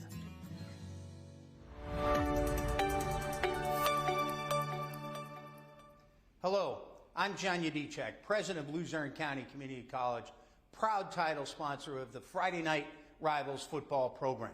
We want to thank the local communities, schools, and the student athletes who make high school football such a special tradition here in northeastern Pennsylvania. At Luzerne County Community College, we believe in the power of education, teamwork, and community. That's why we're so proud to support the Friday Night Football program and to donate $250 to tonight's home school. From all of us at Luzerne County Community College, thank you for letting us be a part of your Friday nights, and good luck this season. Before tonight's game, we're happy to donate on behalf of Luzerne County Community College a $250 check to the two athletic directors, the co-athletic directors here with the Wilkes-Barre Area School District. Happy to be here and then love the stadium. Let's bring it back up into the booth.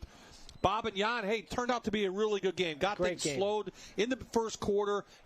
Wilkes-Barre used a short field to take an early lead. Yes, they did. Give Stroudsburg a lot of credit. They didn't play well in the first. They played much better in the second. Like Coach Miller said coming off at halftime, they were slow starting, bus ride, whatever you want to call it, second game jitters, but they settled in, started playing ball, and they came back from a 13-7 deficit to go in at halftime 14-13. I've loved the play of the two quarterbacks. They're playing really well. Oh, my gosh. The stats are really close. They're throwing great spiral passes tonight. Well, right now, I mean, the difference is 1 yard between the two quarterbacks. 109 for Mitchell and 110 for Howe. I mean, they both... Mitchell has 2 touchdown passes. Howe has 1, but he also rushed for 1. Howe did rush for 1, so that's where we are, 14-13 to score. Both offensive and defensive line playing well, so we should have a great second half coming your way. Let's check out some first half highlights, though, because there were a couple highlights in that first half. And again, I mentioned the short field. And there's Howe does it 27 yards. Just on his legs right there, making sure 6'3", stretching out, getting in for the first score of the game. But it took Stroudsburg a little bit, but they finally tied it up on this long pass. 70-yard strike to Al-Rafi. Nice job. Beats the defender and just races off into the end zone. Well, Jake Howe saw that, and he says, I'm going to do the same thing now. I'm going to throw a nice pass to my own. Right, 20-yarder to our spotlight player that came, Underwood. Nice job by Jalen pulling that ball in. Gets them 13-7. So... He gets that one, and Mitchell not to be outdone. Another one. Another 18-yard strike. Wasn't 20, but 18-yard strike to take that 1-point lead into the half. Al-Rafi with the touchdown catch, and that's where we are right now, 14-13 to score. We mentioned it in the first half. If you were listening, we may have a great highlight coming your way right here from MyTV WQMY, but throughout the national highlights, there were some great ones last week. The best Thursday night lights and Friday night rivals highlights from across the country. Sweetwine pump fakes, goes end zone wide open, and one-handed catch. Are you kidding me? Well, I'll tell you that you watch the defender falls down, and Sheffield still has to make a spectacular grab. Allen Rolling has time if he wants to run. Rolling has a guy over the middle. It's intercepted right into the hands of Logan Steele, and he's gone. No one will catch the long jump gold medalist and the second in the 100, Logan Steele. Oh, new running back in the ball game, and he got tattooed and suplex. Speaking of wrestling, that was bad enough right there. And then, bam. Big number 90, Maurice Horry right there. He got his money. Wolf fires downfield. He has a man, but lobs it up. It's a 50-50 ball, and it's picked off by Manheim Township. Coming up and making the interception is Dixon. It was a 50-50 ball, and Dixon comes up and has the INT. Dixon, the 5. There's the get off. Ready, go. Off the line of scrimmage. Look at the speed, the quickness. Good recovery there. Gets it back over to the sideline. Execution for champ.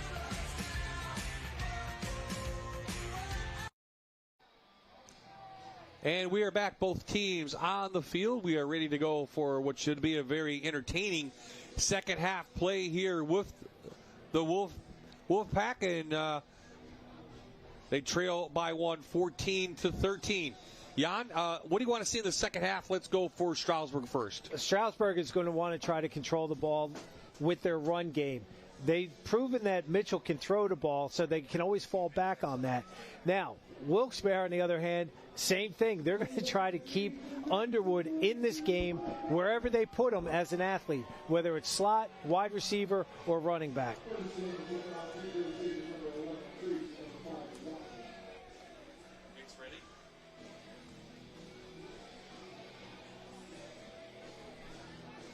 Well, Vince had a chance to talk to Cyril Cinti as Wilkes-Barre came back out in the field, and what did Coach have to say, Vince?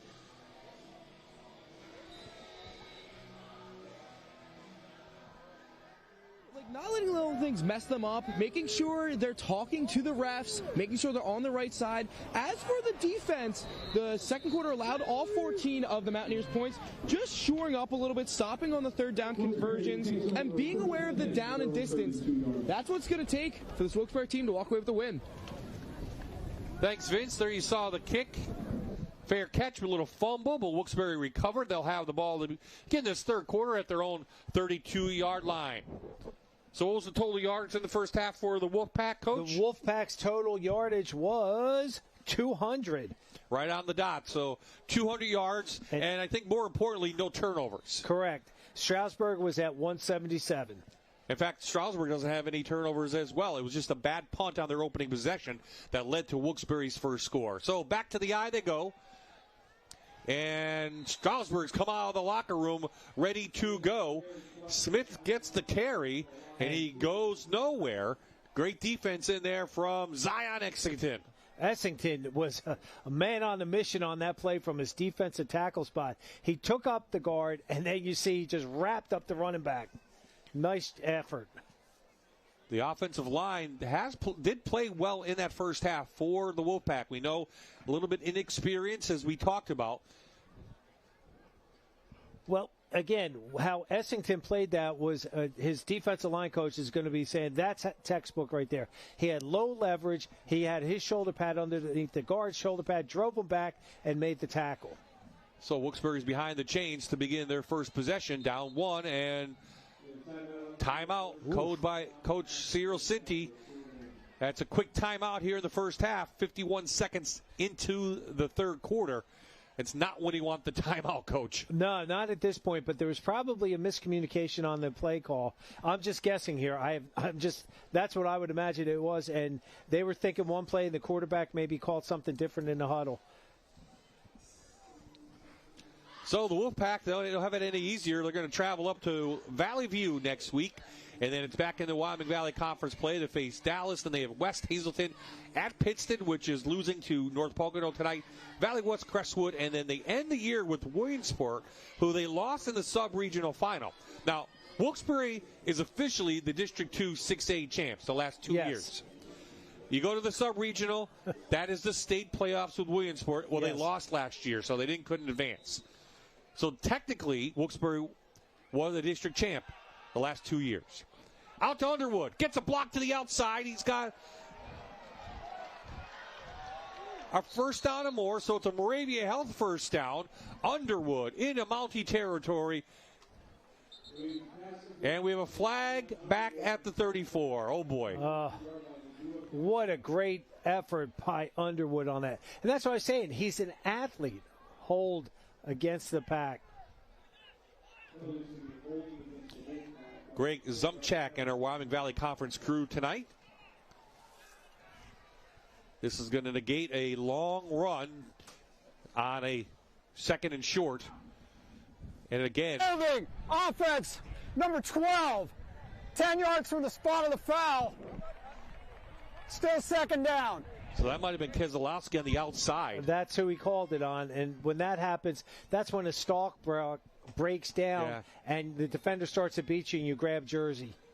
Well, this is really going to back up Wilkes-Barre now into the 24-yard line, second and long now.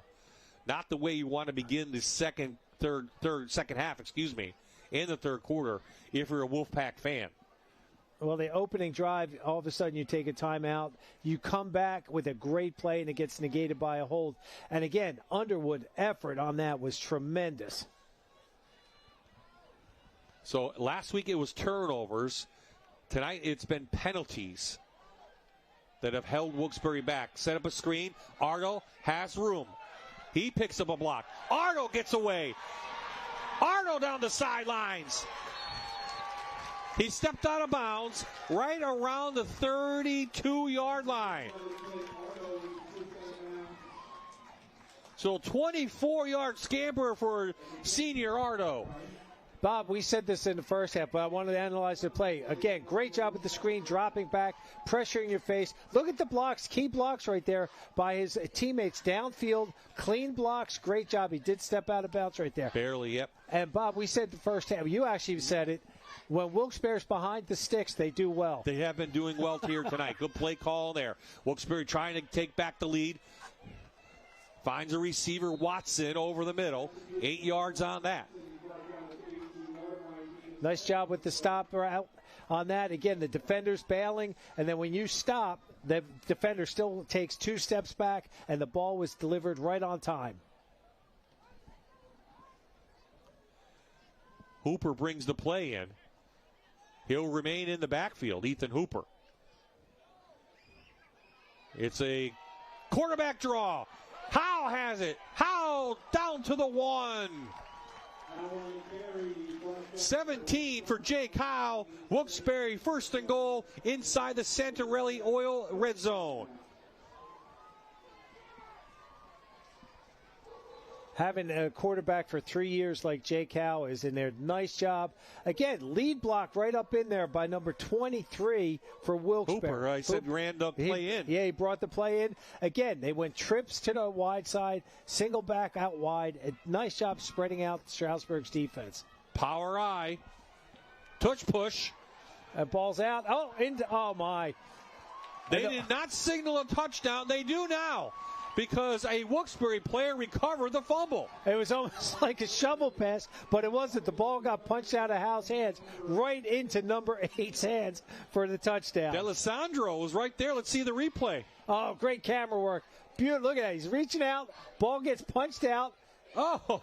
I wonder, is that considered a forward pass? I don't think, no, I think that's a fumble. Well, they didn't signal the first time. No, they didn't. So it pops out as you saw. That could be a play of the game. We'll see. Not defensive. And it is a Reaper's Revenge touchdown for Wuksbury, and they'll go for 2.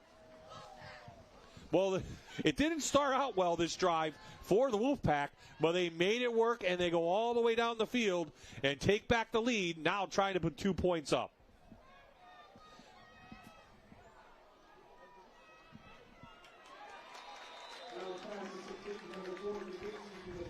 And they complete it to number 4, Gambitsky, and it's a 7-point advantage for the home team, the Wolfpack. Boy, he just comes flying full speed. Again, when you have a seasoned quarterback like Jake Howe back there, Jack Howe, again, he just, as soon as he had the laces in his fingers, the ball's away. Bob, as you were saying, it doesn't matter how it looked. If it doesn't have to be pretty, they got the job done to take the lead back. 21-14, 6 plays, 78 yards. This is a drive that started with a gain of -2, then had a holding call, yes. 1 holding call, and next thing you know, they're back down the field, and Jake Howe scores his touchdown, 3rd touchdown of the night. And let's go to Vince now in the stands. Vince. It's time for the Dr. Todd Smile Cam. Here with senior David Januzzi. Wilkes-Barre just scored. How you feeling? Feeling great, feeling great. What is your favorite part about coming out on Friday nights? Definitely everyone that comes out, the whole student body comes out all the time, and the players are great. They all work really hard, and it gave a really fun game to watch. Well, you guys are ahead. Get the guys loud. Hey, let's go!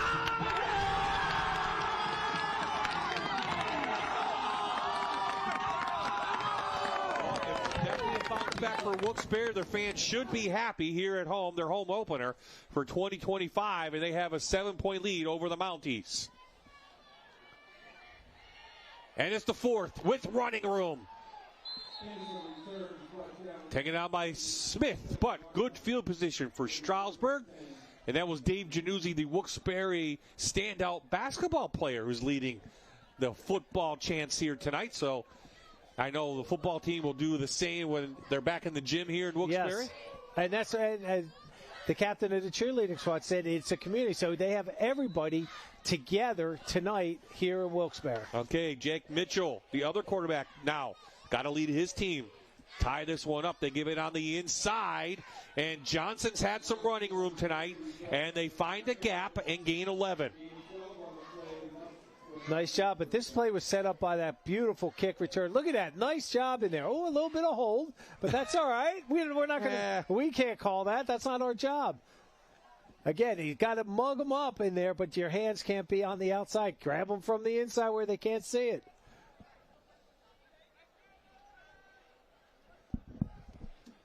Right at midfield after the Moravia Health first down. Johnson again. Johnson slipping tackles. And 5 yards on that. Again, nice job with the power in there. They're pulling their left guard in there. Great job with the counter step in there. Takes a jab step to the left, cuts back to the right. It allows that play to form and gives that pulling guard a chance to kick out.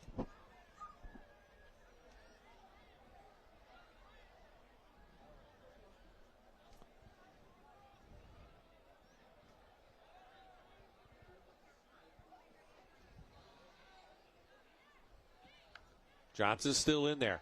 Mitchell off the play action. Has a receiver. Great catch by Munch. Munch pulls it in with a one-handed grab. It's a Moravia Health first down all the way inside the 25 to the 22-yard line. That's 23 on the pass and catch. Keegan Munch, great job, great concentration. Good ball. Nice time. Look at that. Plenty of time to throw. One hand. I like the receiver that was downfield a little bit further, but hey, Mitchell's happy as all get out right now. And Stroudsburg is doing a nice job answering that Wilkes-Barre drive. Inside Johnson, little stutter step. Johnson with running room. Johnson finds a gap, and he's in for a Reaper's Revenge touchdown for the Mounties. They can tie this one up on the PAT.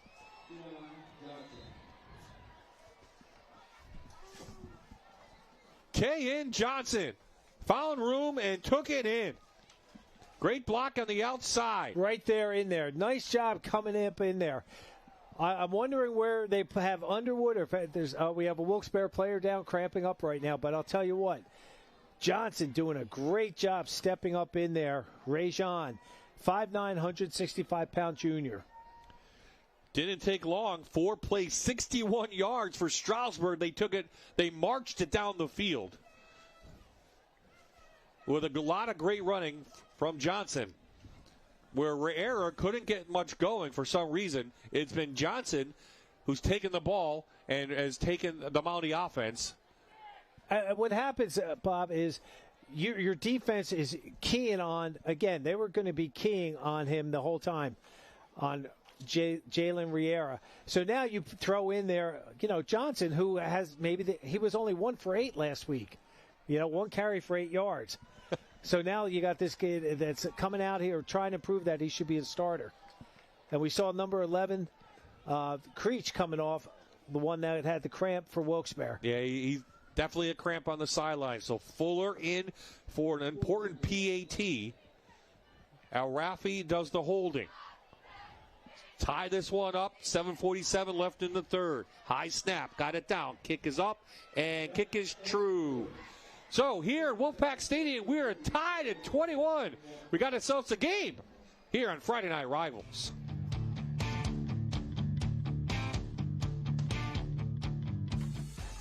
You're watching the Luzerne County Community College Friday Night Rivals, sponsored by Bathfitter on MyTV WQMY.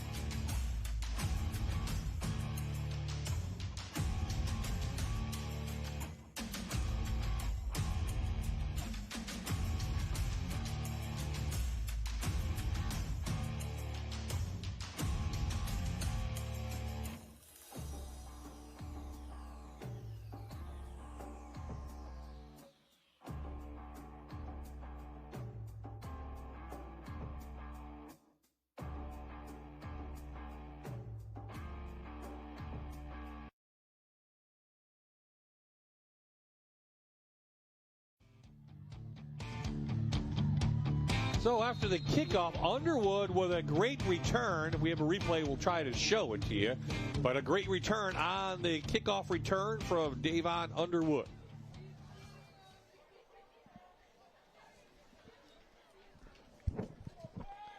It's not too late to start college this fall. at Luzerne County Community College's Wilkes-Barre Center. Late start classes begin September 15th. Don't wait. Spots are filling fast. Apply today at luzerne.edu and take the first step towards your future. Luzerne County Community College, your future starts here. So after the Underwood return, how deep? Has a receiver. Oh, in and out of the hands of Gambitsky. He was looking over his shoulder. He saw it the whole time, but I think it hit off his pads and went down incomplete, and he's down a little bit. I hope he's okay. But he was open. I think he got the wind knocked out of him with the way that ball hit, and he just fell forward. Great job on the return to set up midfield. Hal has time. Look at this ball. Hits off his helmet. Well, some of these receivers on both sides are really getting behind the secondary. And the quarterbacks are putting it right on the spot. They're doing, I mean, what a great high school football game. Wilkes-Barre starts his second half with a touchdown drive. Stroudsburg responds with it. Now Wilkes-Barre gets a great kickoff return, brings it to the 50, and they go downtown right from the get start. Well, you like the aggression from both coaches. Again, they're obviously every coach plays for the win, but these guys tonight, and talking to Coach Cinti, he said this is a critical game for them. Well, they don't want to fall 0-2 and then have to travel up to Valley View. Absolutely. Valley View is going to play physical against Wilkes-Barre. Well, you heard Coach Miller say how physical Wilkes-Barre is playing. The one difference, and I'll have to give the edge to the speed to Wilkes-Barre over Valley View. I mean, we know Valley View is going to be a physical, tough team. But they can't worry about that. They've got a quarter and a half to worry about right now with Stroudsburg. Well, Gambitsky walks off on his own accord, but he's holding his helmet, so I'm not sure. I hope he's okay. Yeah, they're going to be doing their whole concussion protocol on him just to make sure, again, err on the side of safety. Howe pulls it in. He's taken down from behind by Essington, and it will go down as a sack for number 73, loss of 1. Zion Essington, 228 senior. Again, great pursuit, great pressure. He's playing a man on the mission right now. One-man wrecking crew. Absolutely. So it brings up 3rd down and 11 now, facing Wilkes-Barre after that great return. The defense is doing a nice job. A little in pattern. It would have been short. Ball hit the ground, and Creech couldn't pull it. So looks like, yep, the punt team comes on for the Wolfpack. They'll try to pin the Mounties deep. Tied at 21, 6:56 left, still in the 3rd. Bob Ide, Jan Cechak, Vince Goldschmidt, and our Friday Night Rivals crew here at Wolfpack Stadium. Glad you could join us. We'll get you some scores from around the area. A couple surprises going on. Definitely going to affect our top 10. Yeah, Bloomsburg's up 28-0. Dunmore, 45-7 final over Old Forge. High kick from Ardo. And Wuksbury will down it right at the 20-yard line. Scranton Prep lost to Loyola Blakefield. I believe they're from Maryland, correct, Bob? Yeah, yep, Loyola, Maryland, yep.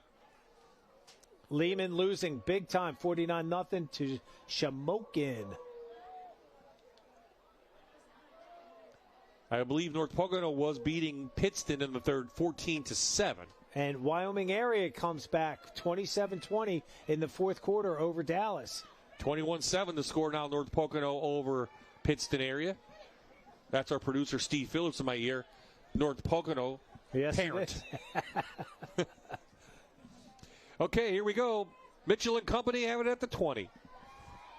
Riera back into the game, and he can't get anything going. Great tackle by Saraceno. Boy, Saraceno's a big kid, 6'3", 220, defensive end. You see, we got the separation, folks. His arms were on the inside of the numbers, got separation, forced the running back inside to his help, to the inside tackle and middle linebacker. Cyril Cinti writing stuff down. And there's the defense coordinator, Coach Michaels right there wearing the shorts and the gray shirt. Former Valley West coach. Yep, yeah, and Michael's been around a long time as well. No gain on the play.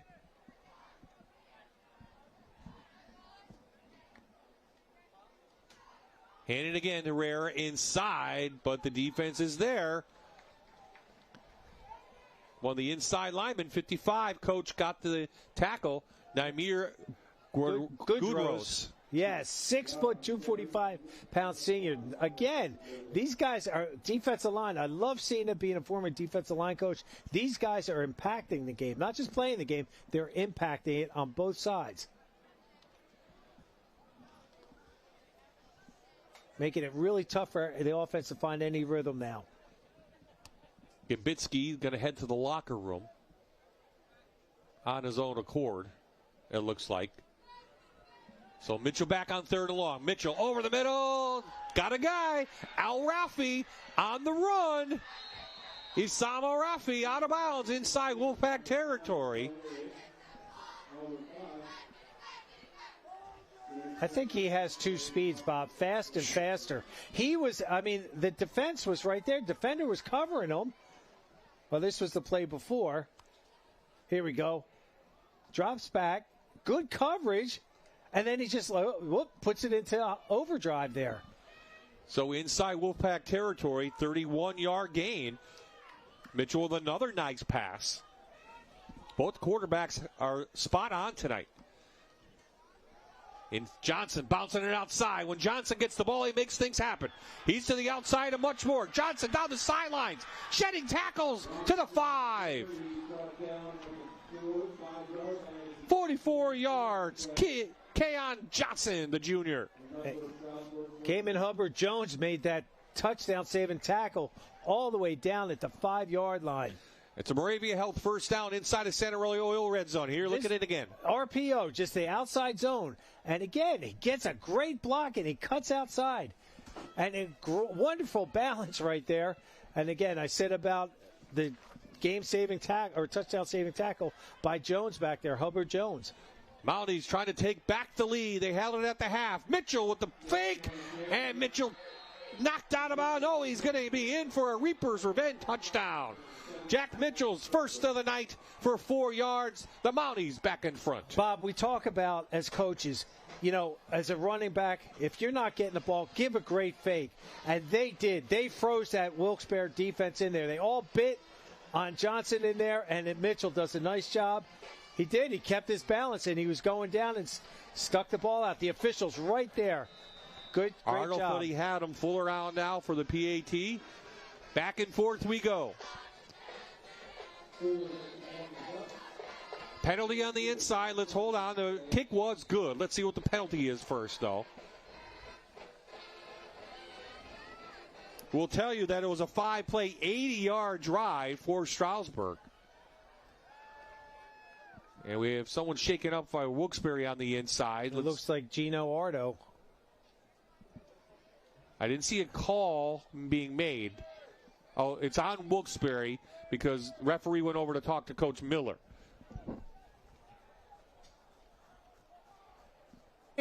Roughing the snapper, that 15-yard penalty be assessed on the kickoff. Roughing the Try snapper. is good. Okay. Roughing the snapper. Yep.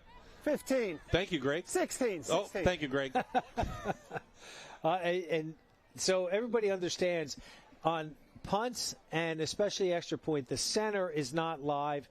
You can go rush the gaps, but if you are getting that much of the center, knocking him down and because he's in a vulnerable position with his head between his legs, getting a perfect snap off, that's why they have that rule in there. So I believe the PAT was good, right? I did call it good. They didn't put it on the scoreboard yet. So it's 28-21 the score. Stroudsburg down the field, 2 big plays, and we've seen a bunch of big plays for both teams tonight. This is the type of game I'm coming down to who has the ball last.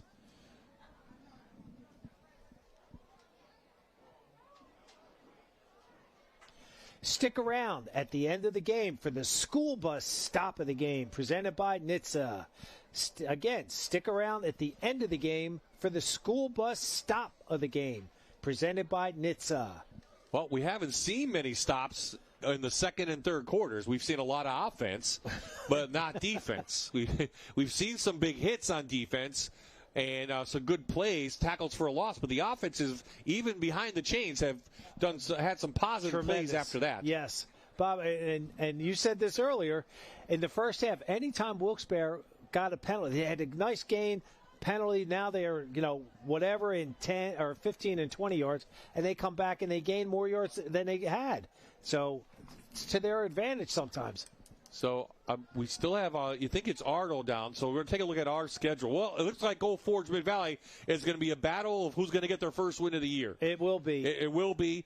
Two teams not having the best of seasons, going to go head-to-head up at Mid-Valley. Beautiful stadium up there. Our first trip up there since the renovations. Yes. And then we'll have Tunkhannock at Nanticoke. Tunkhannock playing very well.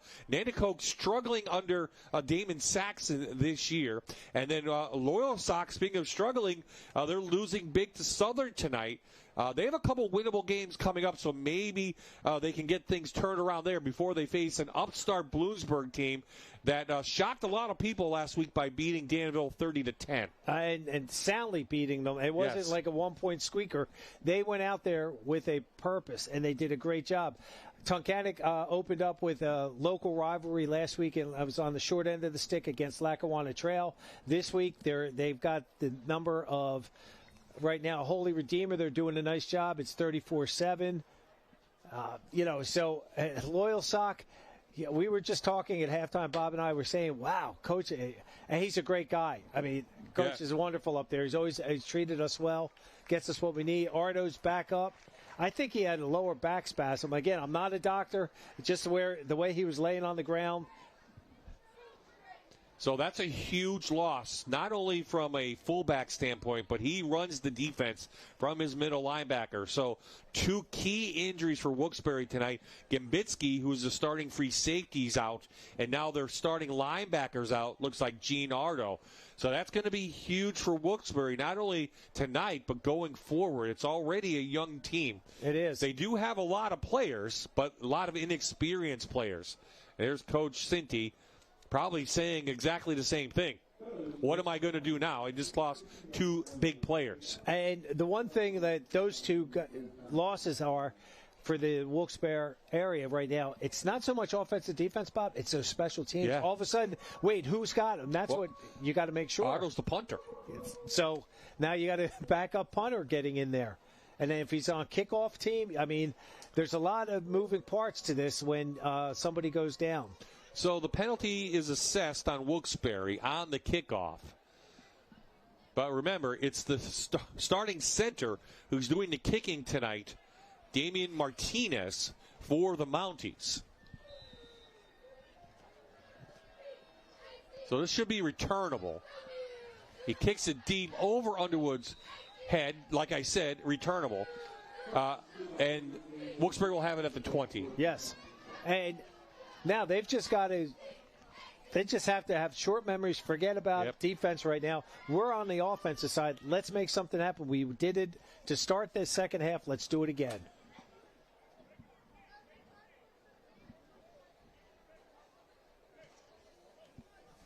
So Coach Cinti and his assistants getting the plays in tonight. You see, it's like they have three coaches right there making sure that there's no communication issues. Each coach is responsible for their area. You got the running back coach, you got the offensive line coach, and obviously the quarterback coach, making sure everything's running smoothly. Okay, Jake Howe having himself a great night. Back to the outside. Has Watson. Watson with the positive play up for, let's see, they're going to put it right at the 26, so 6 yards on that.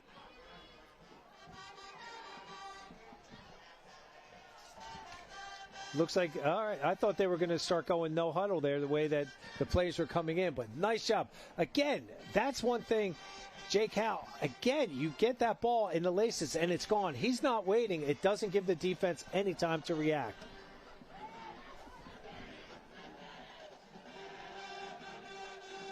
Jordan Bermudez, a junior, number 3 on the tackle. Underwood shedding 2 tackles back to the outside. Underwood with some speed. Finally, he's knocked out of bounds near midfield. 24 yards for Underwood. What a difference speed makes. Look at this. He cuts to the outside, stops, jukes, goes and puts the afterburners on and gets forced out. Is still up on his feet. Wilkins almost made a saving tackle, and we have more cramping going on. This time it's the Stroudsburg Mountie. That's Ennis the fourth, James Ennis the fourth. I saw at the end of the play he was walking like Frankenstein. He did exactly. That's a good description, Coach. It was a Frankenstein move, and now injuries mounting for both sides. So two key ones for Wuksbury, some cramping for Stroudsburg, and the offenses are really putting things in high gear, Coach. It was a defensive battle in the first quarter for both sides, but then once things opened up, we have been on fire. 28-21 the score, and Wilkes-Barre on the move again. And here comes Stroudsburg. He's walking off on his own accord, which is good to see. Now, Wilkes-Barre, again, I said right before the half, Coach Cinti, he's going to keep the foot on the gas pedal and go. Now remember, Ennis the fourth, he's their starting quarterback, so now we have a backup in there. We mentioned Bermuda's before, number 3. He comes in. He goes back to safety. And we have movement up front. And it's going to be encroachment on Stroudsburg. So the Mounties have not had a lot of penalties. Defense, number 58. Flagrant penalty, still first down. They have not had a lot of penalties tonight, if I recall. No, not. Stroudsburg's been very good that way, disciplined. That was called on Aaron Quintero, the 6', 241-pound senior.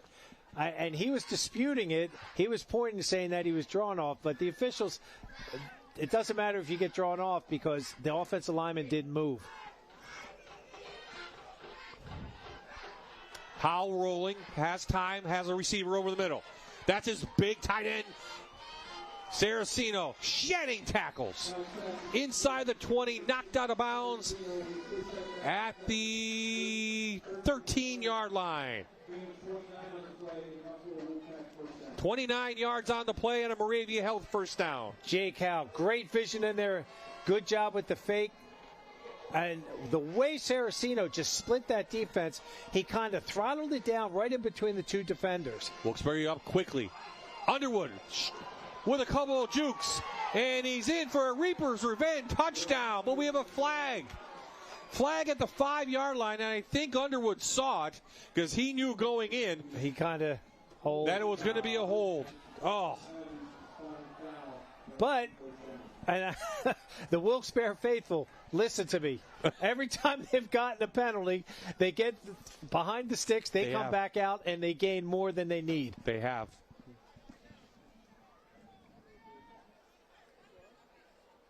If they've had a couple of things called back tonight, that's a big touchdown off the board, down 7. Holding on the offense, number 12. 10-yard penalty from the spot of the foul.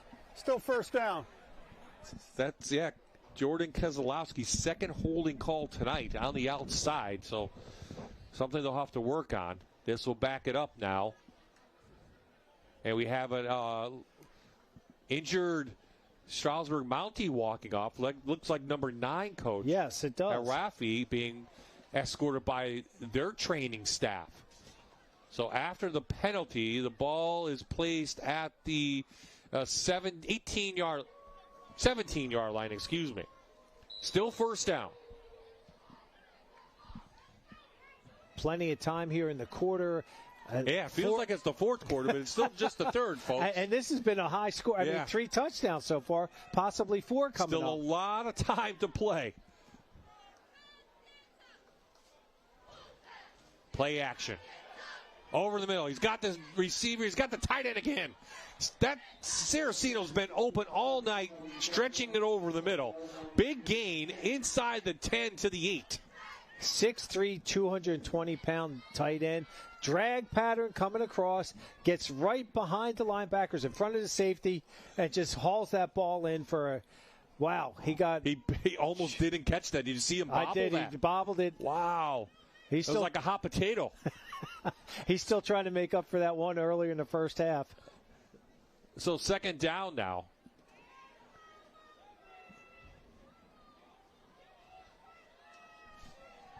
Underwood cuts it back. And he's in for a Reaper's Revenge touchdown. No flags there. And with the PAT, Wuksbury can tie this game up.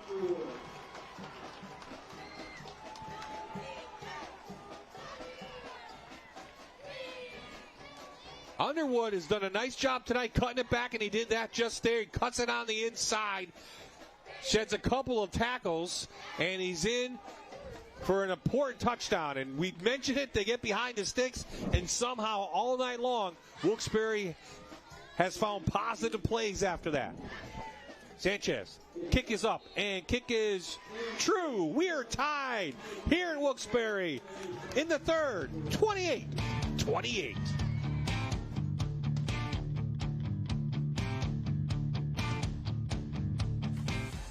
You're watching the Luzerne County Community College Friday Night Rivals, sponsored by Bathfitter on MyTV WQMY.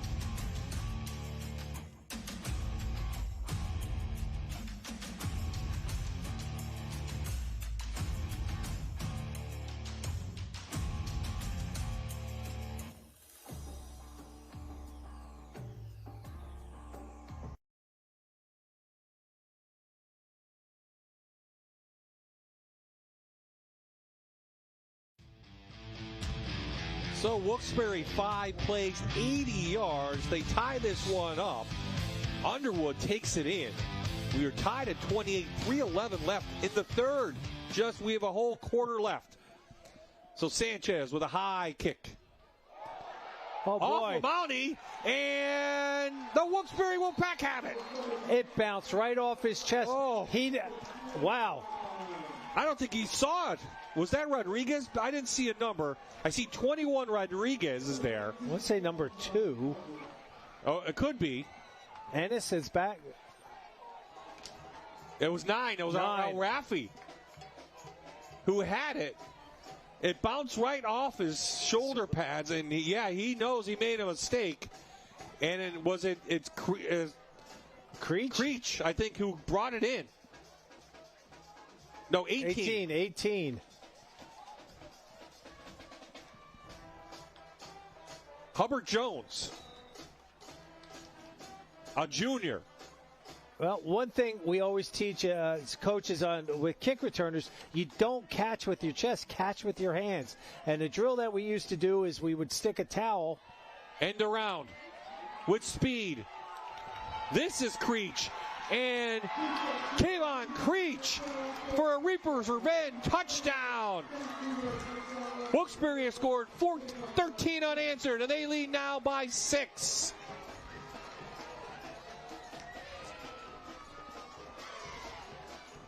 The Wolfpack showing the speed, Coach. They really are. Again, nice job by the right guard pulling on that. Quincy Jordan, and does a nice job sealing that block. But Creech with great speed getting to the outside. So Wilkes-Barre, who trailed, tied it, now has a 7-point lead with 2:58 left in the third. 14 unanswered for the Wolfpack. So here we go. Watch it bounce off his it's helmet. It actually hit off his helmet. And then they carried right back into Hubbard Jones's hands right there. Setting it up at the 21-yard line. One play, end around. And you see, just does a nice job. Cutting back up inside, cutting back to the outside. Key block in there, downfield. Aiden Gilmore. Looked like 56, the center, got downfield. He made a key block. And the Wolfpack now lead by 7. Still in the third quarter, folks. It's like Big 12 football here tonight between the EPC and the WVC.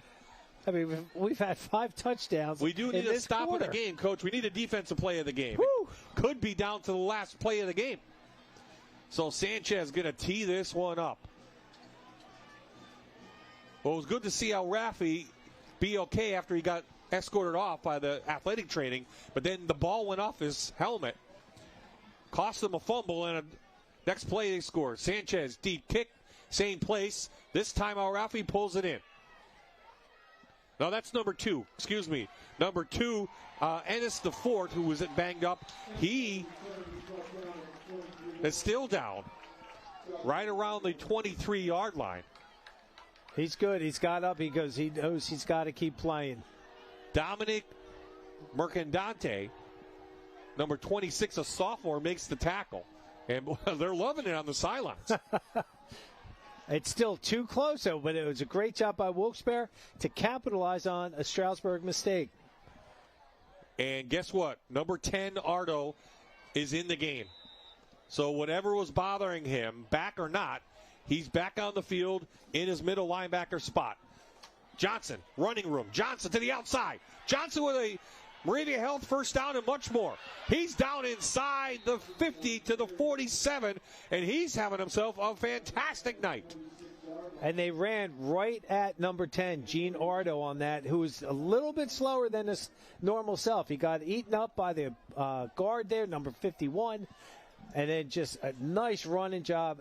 This is what scares me about Stroudsburg.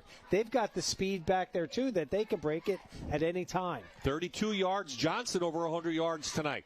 We talked about Riera coming in, but it seemed like every time he gets the ball, the Wilkes-Barre defense is there. But Johnson has found the running room. This is Riera. He finds room now. Riera to the outside. Moravia Health first down and much more, putting his shoulder down up past the 25-yard line. Flag all the way downfield. Right near where he went down. You suspect is holding downfield, right, Coach? It was. Right near the play. The preliminary call by our head referee, Greg Zumchak. What a great run, though. The offensive line for both sides is playing very well tonight after a slow start. And I can understand the defenses right now being a little tired because of giving up 5 scores just in one quarter. Okay, so after the penalty, the ball is placed short of the line to gain for a first down. I didn't really see a call, but we presume he did. He said it was holding. Okay, a spot foul. Foul. So it is 1st and 2. Mitchell, pump fake, looking deep. Doesn't have Al Rafi. Looking for a short guy, and he throws it out of bounds. A smart play. Great job secondary coverage by Wilkes-Barre. They knew that they was going to go down long because you got 3 downs, 4 downs to get 1 yard. You're right. Yeah, why not take it? Go for the home run. They went for the home run, but the defense was right there for Wilkes-Barre. Good job by the Wolfpack tonight. How about Kyle Schwarber last night? What made you think of that right then and there? What makes you think of Kyle Schwarber at a time like this? Inside handoff. Riera, he's now getting something going. Moravia Health first down up to the 23-yard line. Gain of 13. Here we go, right inside. Inside zone. Good job. Good push by that Stroudsburg offensive line. Getting the Wilkes-Barre on their heels. Kevin Rodriguez Jr. doing a nice job in there. Looks like he might have had a lead block, number 21 to Junior. So now Stroudsburg counters. Johnson outside. Nope. Saraceno grabs him, pulls him down for no gain. The big man from his defensive end spot had really, with that long arm reach, does a nice job sealing the outside and drops him down right at the line of scrimmage. It seemed like every time I look at the clock, it stops. Now it's rolling because of the run. That's because we've had first downs. We've had some injuries. Very slow third quarter, folks. It's a long game. We've had a lot of scoring, as you can see, and I don't think it's over yet.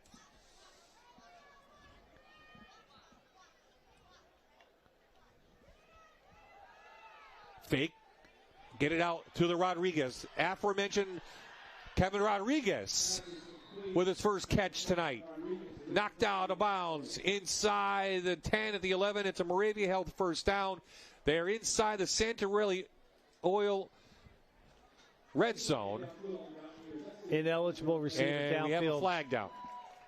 So all that's for naught. Clock does stop now.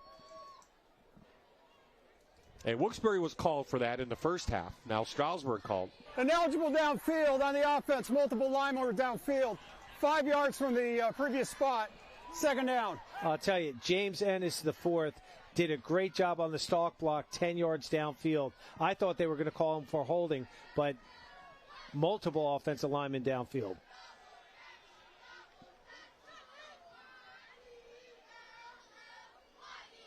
Second and long now, facing Mitchell and the Mounties. This third quarter just will not end. Johnson, bounce outside, gets a block. Johnson weaving and bobbing inside the 10, spinning and down at the 9. That is a Moravia Health first down. And now they are in the Santarelli Oil red zone. Rinse and repeat for Bob on that one. And again, tremendous job. Look at the right guard pulling, seals the end, but the way that Johnson is just taking this game over with his feet, it's impressive to watch. It has. So they should let this roll out, and they will. Well, I think they also need a break. Yeah, what was the score at halftime, Coach? 1 point difference 14-13. Well, it's now 35-28. Wilkes-Barre Wolfpack have the lead, but folks, we got one more quarter left. Don't want to get the popcorn now because this one's going to be exciting down the end.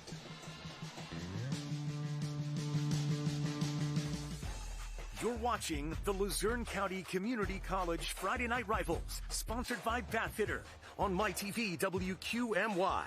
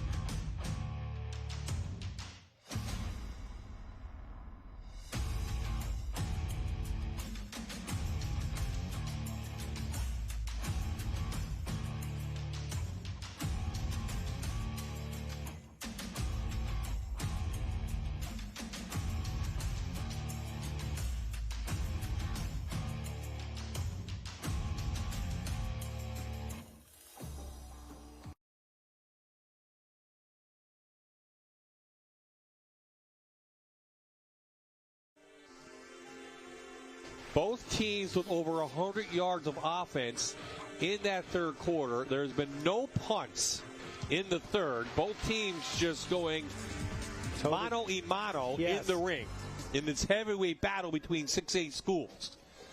Right now, the Wolfpack will own the lead 35-28, but the Mounties knocking on the door inside the Santarelli Oil red zone.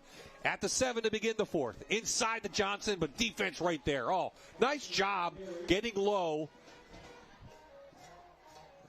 And I believe that's 16, Coach. 16. Huh. Omar Otway Kellum, number 10. Or, excuse me, a sophomore. I didn't have him on my too deep. Nope, but again, a lot of guys being shuffled in and out tonight, especially on the defensive side. So Kellum showing some nice stuff on film, and it's second down. There was a loss on the play.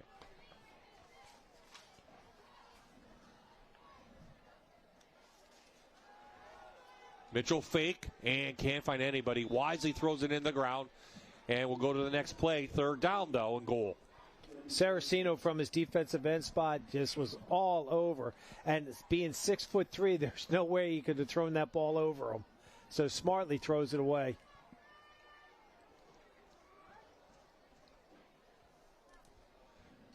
See Mitchell getting the call from the sideline, coming in, going to get his troops rallied, get ready to go, baby. Third down, we got to get this 3rd and goal.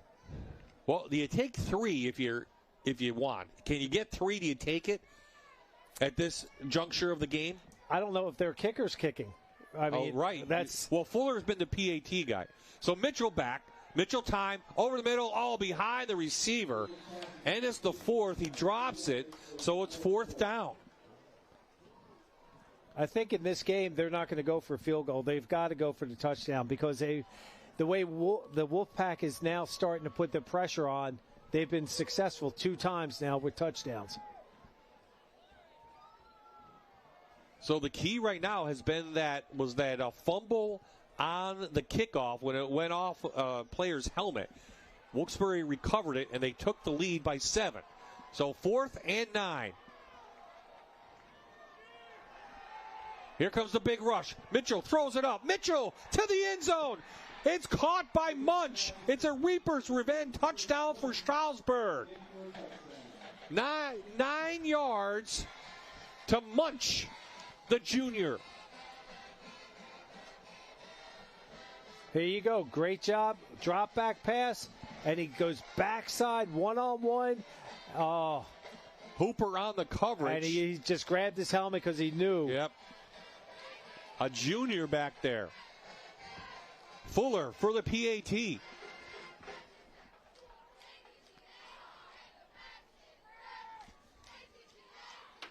Fuller, kick up and through. 11:03 left in the 4th. We are tied at 35. Time now to head down to Vince for tonight's Scholar Athletes.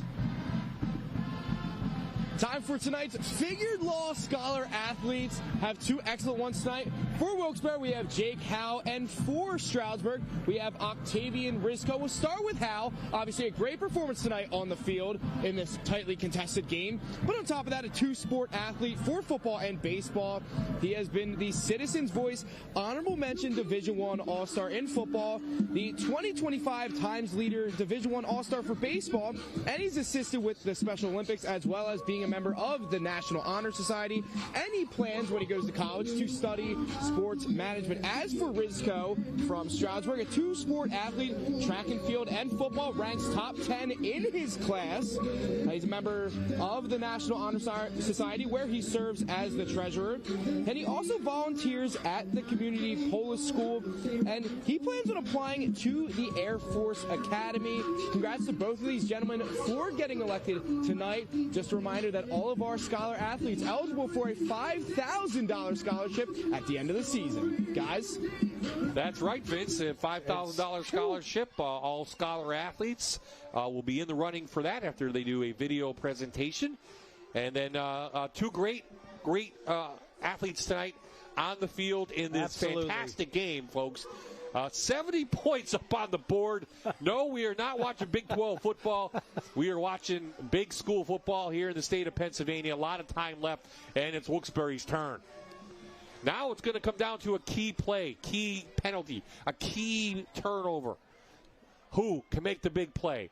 That's a pooch kick. That's still live. And Underwood has it. He wants to come all the way around the field. He's got the speed. Can he pick up a block? Oh, a huge block on the kicker. Underwood still on his feet. And now we got a late flag. Pushing and shoving, but what a block out in front. All I know, that was the kicker who took the brunt of it, Martinez. Who did hit him? I want to see. I saw, all I saw was a black jersey go fly. Personal foul. So a late hit out of bounds called on Stroudsburg, and that's going to give Wilkes-Barre good field position. So we'll see if Ernie can freeze it or really slow it down when the hit comes. Right? It's 18. Creech. Oh, Creech took a brunt of it.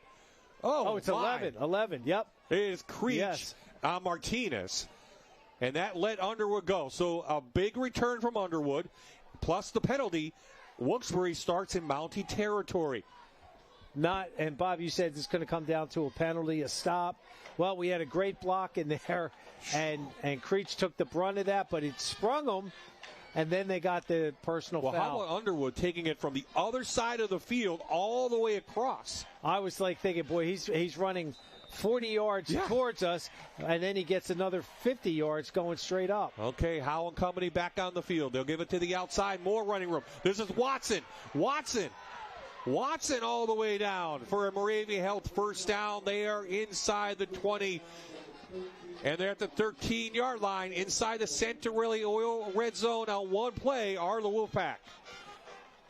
Well, right now, Wilkes-Barre is just going to the one side. They're just picking on one-on-ones right now, and they're able to use that speed to their advantage, get the ball in their hands quick, and let them do what they do best. 23 yards on that one. And Wilkes-Barre can get a first down. They're at the 13. They want to take back the lead now. Both offenses are feeling it here at Wolfpack Stadium. Howe up quickly, and might be an illegal shift.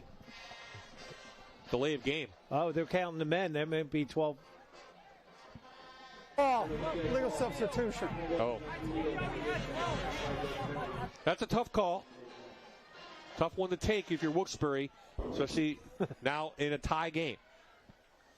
So this one goes back near the 20.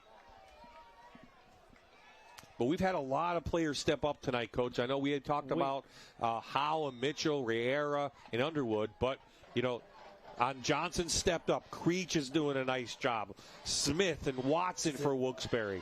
El Raffi doing a awesome job on the one side. And, the defense, let's not Exington up the defensive front. So a lot of primetime players here tonight. They're getting Howe back. Can't take a sack. Finds Underwood. Underwood with room. Davon Underwood and a Reaper's Revenge touchdown for Wilkes-Barre. They take back the lead. Wow. Jake Howe off his back foot found number one, and he did the rest. Look at this play. Under duress, he's in the wrap, finds Underwood, being a smart player, gets himself open. Key block by number 5 right there. Watson, yeah. Watson, like Bob, you just said, all the guys that are stepping up, that have to step up, are making key plays and helping their team get that victory. Sanchez. Kick is up and good. No flags. Wolfpack lead the Mounties 42-35. We'll take a breath and we'll be right back.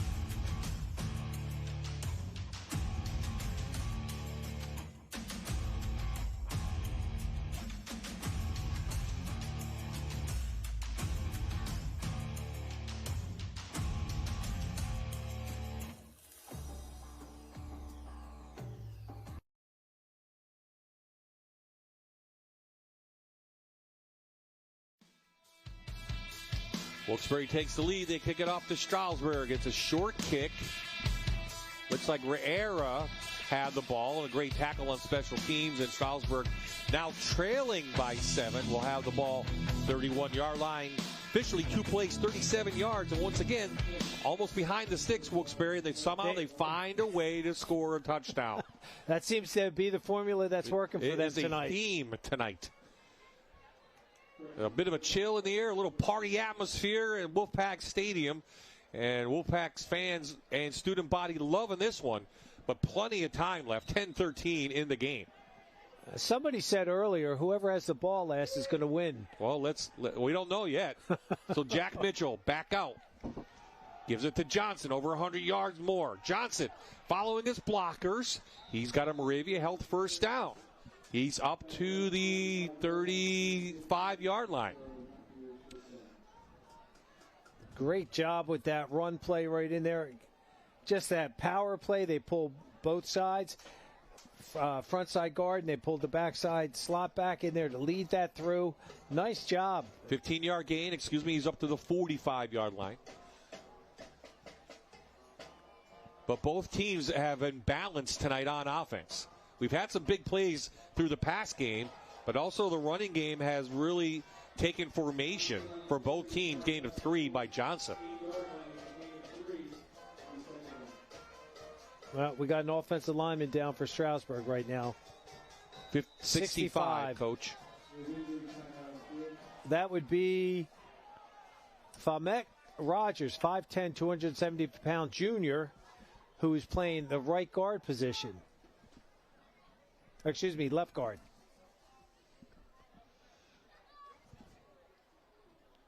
Well, we knew it would be a slugfest, and did you say high-scoring game before? You did. I did say that before the game. You said, I think it's going to be a high-scoring game, and I said, I don't know. Well, Coach, you win the award tonight. I don't know what award it is. This may be one of the more high-scoring games we've ever had in Friday Night Rivals through 18 years of doing this. And this is what high school football, again, week 2. You know, we're looking at 77 points on the board right now. Both defensive coordinators are going to be really scratching their heads and go, what do we have to do? You know, but when they've got this kind of breakaway speed both teams have, this is what's going to happen. And this is what Coach Cinti said to us before the game. He's got to get his offense back on track. And he did that tonight so far with 42 points. Rogers walks off on his own accord. We're glad he's okay. So for Stroudsburg, nearing midfield, trailing in this game now.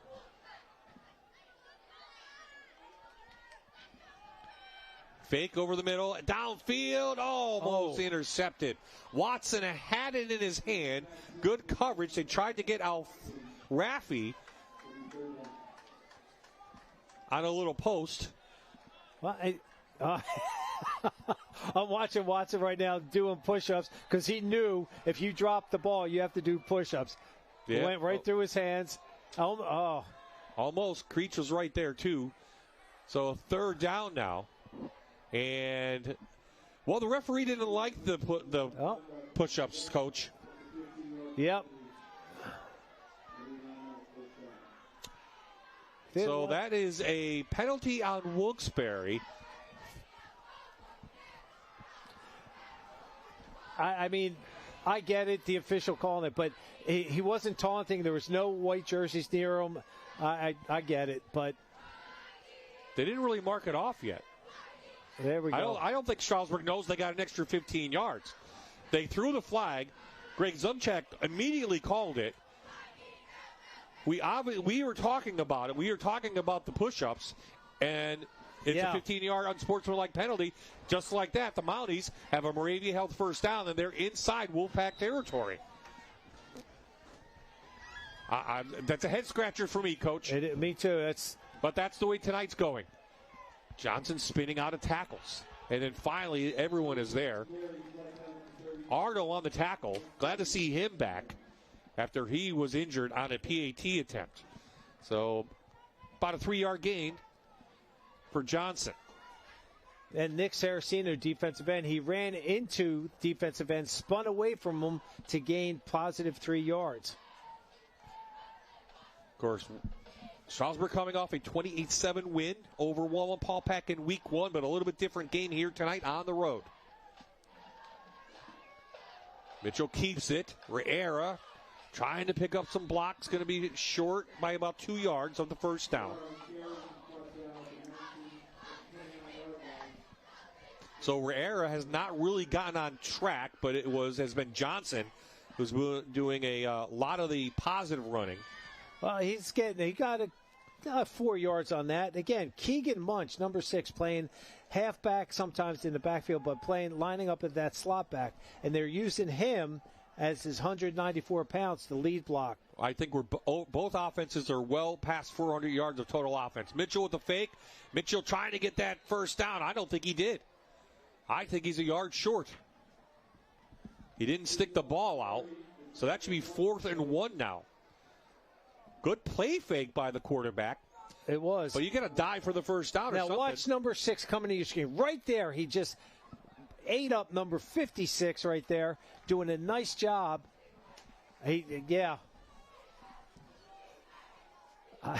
Coach is going, I don't understand. You're right there, but he saw what happened earlier. Watson coming up, so it's 4th and 1 now. Can the Wolfpack defense make a key stop? This could be our NHTSA stop of the game.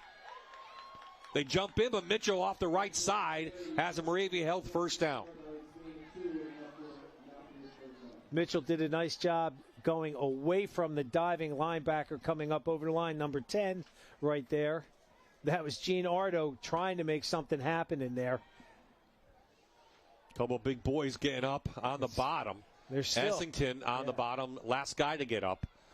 And he's like, yep.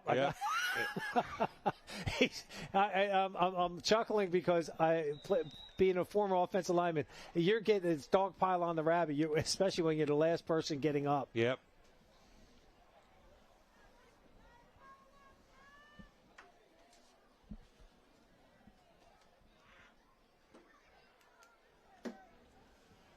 Well, I'll tell you, these underclassmen on the offensive line for both schools have done a tremendous job stepping up.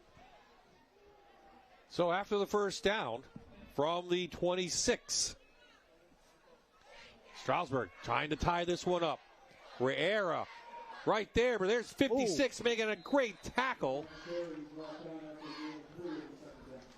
And 23 coming in. Gilmore, the sophomore, got the initial hit. And then 23, Ethan Hooper cleaned it up, the junior. Inside zone, bounces his outside. Yep, nice job. Nice job by defense right there. So a 3-yard gain brings up second down. We're under 7 to play here in this game. And it's been a long one here in Wolfpack Stadium. Coach mentions 77 points on the board. I'm glad he's doing the math. Mitchell back, time. Mitchell off his back foot, short hopped it to his intended receiver and didn't make it. And I think when he looks at that film, he did not put anything on it. He was going backwards. He was going backwards. And again, that's just a quarterback going back. He's not throwing off his back foot. I mean, he was throwing, all his momentum's going back, and he's trying to go north with it.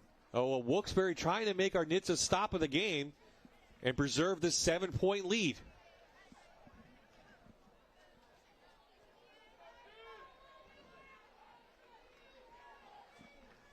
I don't care what you do in preseason. You can't be prepared for a game like this in week 2. No. Conditionally, right? No, not at all. Mitchell, time, pass time. Knocked down the line of scrimmage. That's a big play on third down. Was it Saraceno? Number 6, I believe it was. His big, long arm span. Here we go. Yep. Right there. Nope. Mark that down. Possible NHTSA play of the game. But here comes fourth down. Well, if they don't make it, Wuksbury has a whole field to go, but they have a 7-point lead. Still plenty of time in this one. And I believe timeouts are all there. Fourth down for the Mounties. They've already converted on one tonight. Mitchell, time. Knocked out of the line of scrimmage. Again.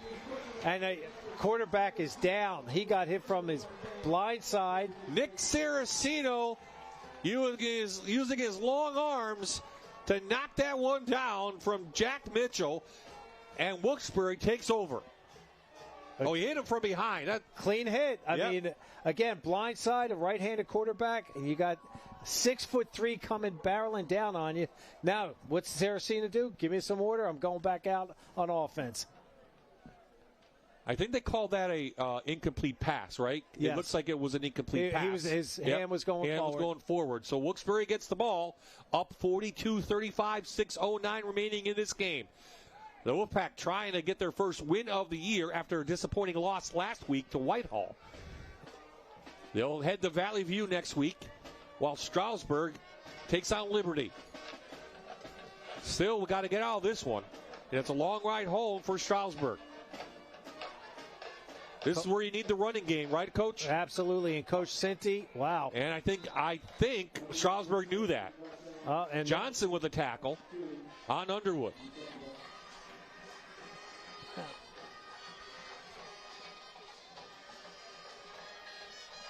So putting 8 guys in the box, Stroudsburg, and says, dare you to throw the ball.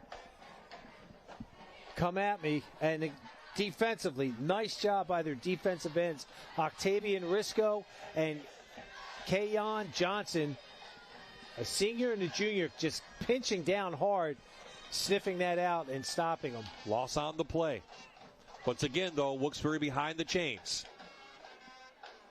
Oh, boy. Trying to do an end around, and it did not work. Howe and Creech ran in right into each other. That is a big loss. 3rd and long now facing Wilkes-Barre. But watch the penetration from the defensive line in here. Right there, the big guy. Madden Bauer, 320 pounds. Split the gap and collapsed that in there, and there was nowhere for him to go. So the Stroudsburg defense came back out, made 2 big plays now. They want the ball back.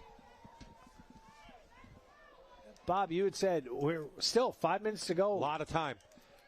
And I know Wilkes-Barre's taking their time, making sure that the proper play's called, because they feel they have the control of the game right now. But 3rd and 15. Ardo, all white jerseys there. The line got knocked down. White jerseys are there, and there's your guy again, big number 78, making the tackle on Ardo, and they'll be forced to punt. Madden Bauer. So Cyril Cinti on 3rd and long chooses to not put it up in the air. Probably wise, up 7. Now Ardo, who's having some back problems, and we don't want to speculate, he's the punter. Now he's knelt over. And they just fed him the ball, too. So yeah. Now he has to kick it away, and Stroudsburg's going to get excellent field position no matter what.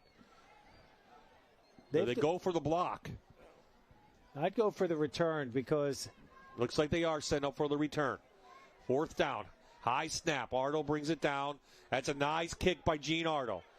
It's going to take a bounce and be down, but on the Wolfpack side at the 46, and that's where Stroudsburg will have it. Trailing by 7, under 4 to play. I need a drink.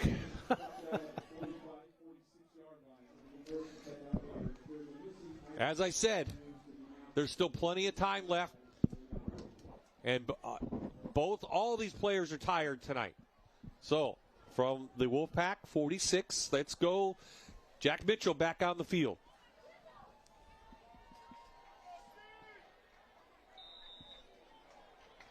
Hollywood couldn't have written this script any better, Bob. Well, I don't think it's over yet. We're still in Act 3 of 5, maybe 4.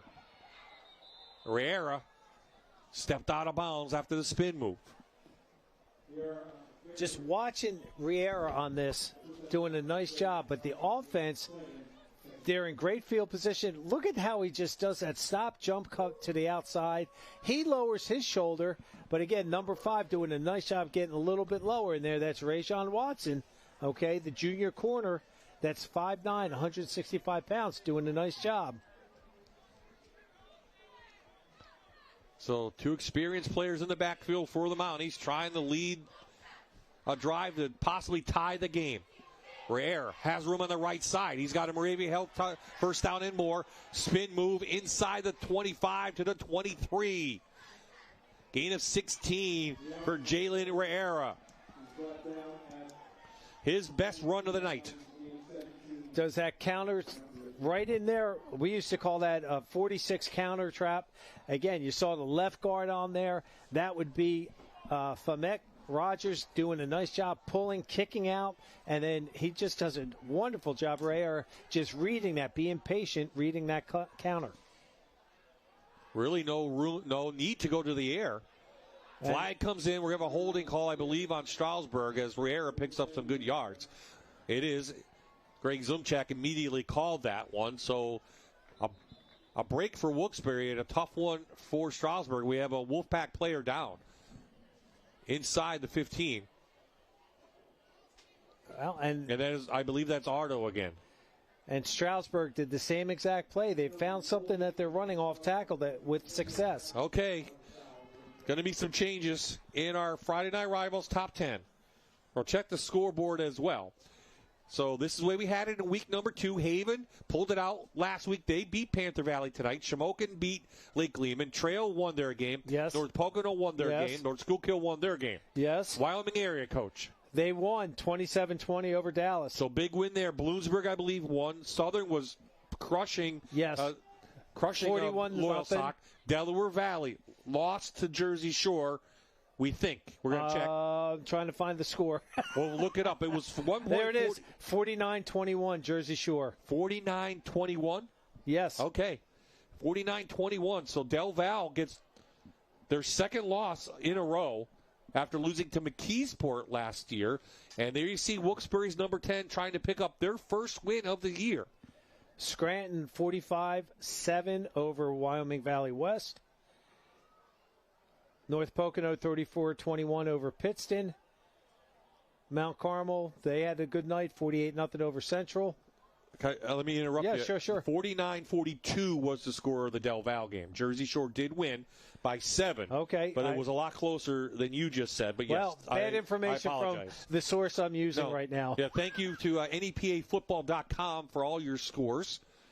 And Luzerne County Community College is we still have an injured Wolfpack player, which I believe is Ardo, and it's the second time the training staff has had to take care of him tonight. And he jogs off, this time holding around the collarbone and shoulder. I wonder if he had a stinger on that one. He is a tough kid, though. He's one of the toughest kids and a leader on this Wilkes-Barre team.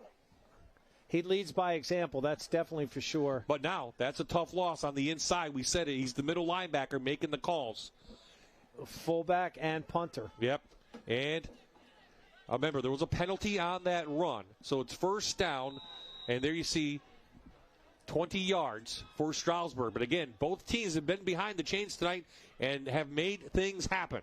Riera with running room. Oh, that's Johnson, excuse me. Johnson in the secondary. Johnson making a lot happen. Johnson is down at the 1. 31-yard scamper, Keon Johnson. And these coaches are going to be saying to their teams tomorrow or at their team meetings, whenever they hold them, guys, don't get behind the sticks. Great job. Look at the vision and the speed he has and the ability that he has to move his body. Keeps the legs going right there. I think he was in. But it doesn't matter what we think. Well, it's a Moravia Health first down. We know that. Yes. And they are in the Santarelli Santarelli and Sons oil red zone, excuse me. It's a mouthful. It is a mouthful, and they're at the 1. Let's just put it that way. And we have a flag down. And I don't know what this is. It's not a delay of game. Illegal substitution? Or Wilkes-Barre has 12 guys on the field. Substitution infraction. 12 on the field for defense. Half the distance. First down. Well, we're going to tie this one up. Well, we have to score first to get the PAT, the key PAT. Let's see what they do. And Wilkes-Barre's going to be offside, so a little bit closer now for Mitchell and company. I wonder if Coach Miller has the tush push in. I know it's illegal in high school. Yeah, you can't push him from behind, but you can just have a quarterback sneak. If I'm Mitchell, I'm just going to take it, right? Absolutely. I mean, that close. But the pressure's now on that center to make sure you get a good snap. No, they're going to hand it off to Riera. He gets hit, and he's in. It's a Reaper's Revenge touchdown for Stroudsburg.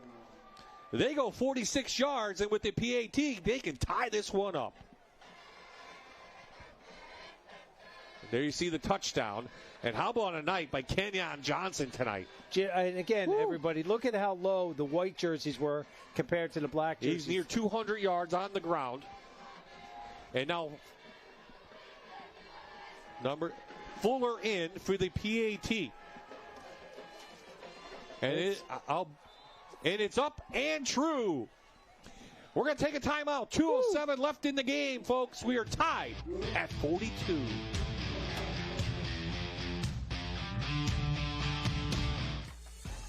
You're watching the Luzerne County Community College Friday Night Rivals, sponsored by Bathfitter on MyTV WQMY.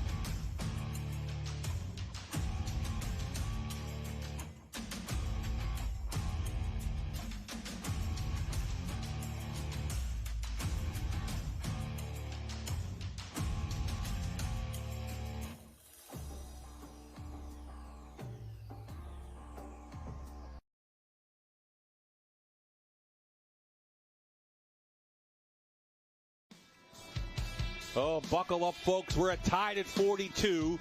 Both teams going back and forth. We're in round number 10 of this heavyweight battle. Wuksbury had 2 touchdowns in a row, took a lead, but Stroudsburg took a short field and took it right in. So Martinez, a little squib kick. It's still live, remember, and it's taken and kneeled down wisely by an underclassman, and Wilkes-Barre now with 2:04 left has the ball. You saw he was getting coached up by number 18 there, saying, don't reach for the ball. That's our job behind you to come up and get the ball. They'll be at their own 25. So Jack Cowell and company, after losing last week, needed to find some offense, Coach. You mentioned that, and they have a lot of offense. But now they need to get down the field. Field goal wins this one. And I don't believe they used a timeout. And the lights just went out here in Wilkes-Barre. I cannot make this up. The lights just went out here at the stadium, and that is, they are not doing anything that, like any kind of, what do you want to call it?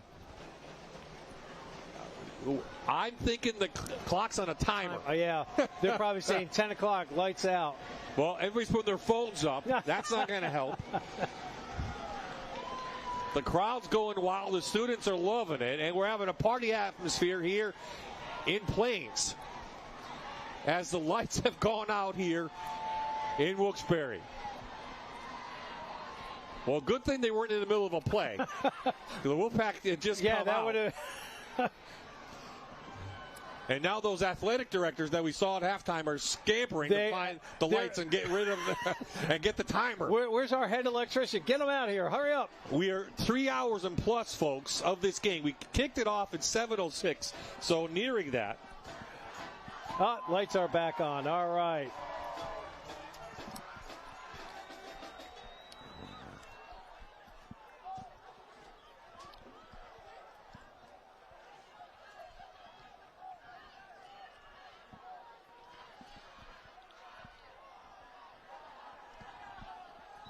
Well, I don't know if that tells us when something's coming up, but I don't know how long they put the timer on, folks, so these lights could go out. Back to the outside, Underwood showing speed. He gets to the outside. Stay in. And goes out of bounds. 2-3-yard gain for Underwood. I thought he was trying to stay in. That's why I'm like, no, don't stay in. No. Right here, swing pass, get the ball into your playmaker's hands. He's got speed. He's got moves. That's why I thought he was staying in when he just stopped there. But again, smartly went out of bounds. I'm telling you right now, watch for the tight end. Remember that play in the first half where Cedar-Sino dropped the ball. He was wide open down the middle. Nice little in pattern. That was Keselowski. Yep. So it brings up a 3rd down and 5. So if you're Stroudsburg now, you're thinking, hey, we could get the ball back.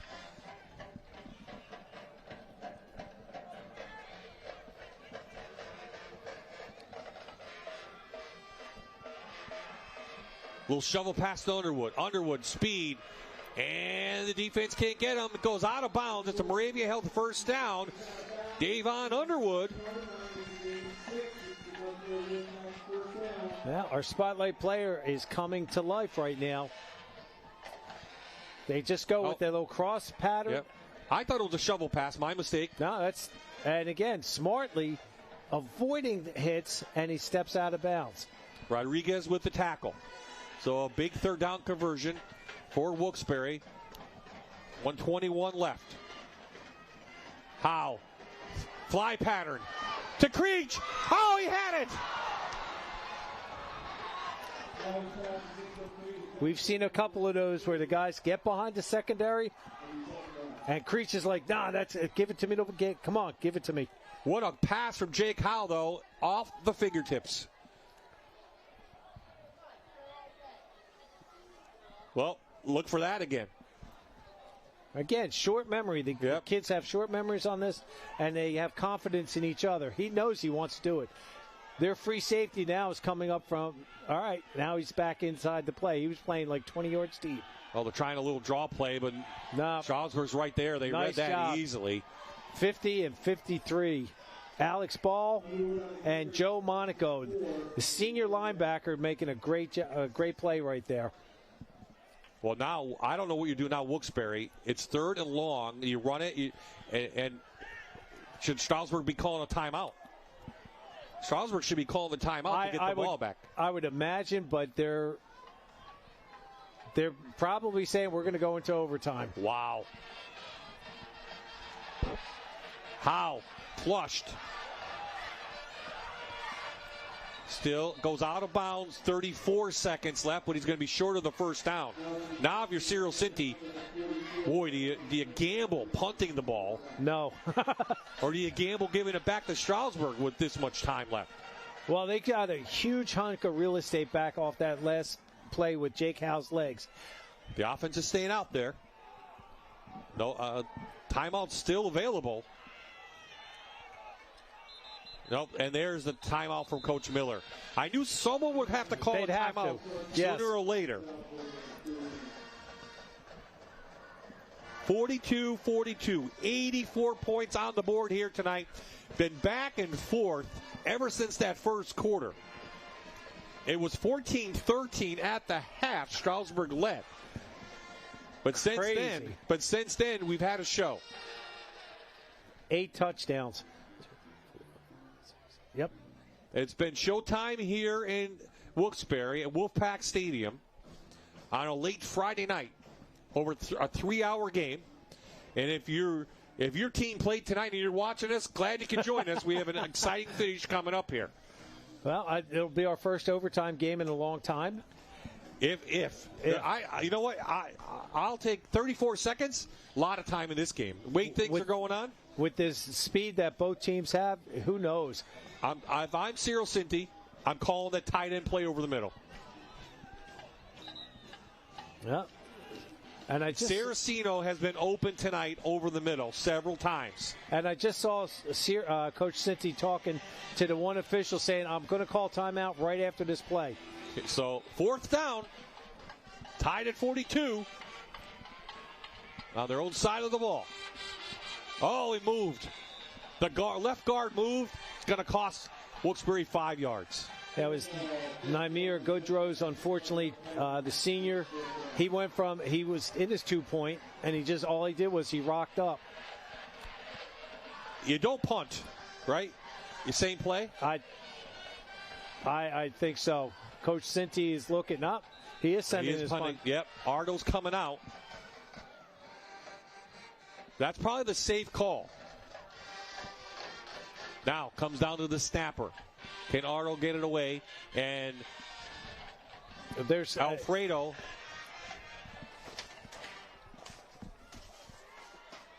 El Rafi, excuse me, I don't know what. El Rafi Going to let it bounce. He didn't come up and catch it, and that's going to eat up some time. If you're Wilkes-Barre, you let her go. And there's 21 seconds. So Rafi let it go. And if you're Coach Miller, I think you're playing for overtime now. Absolutely. There's no reason to risk having a turnover at this point. Like, why go downtown?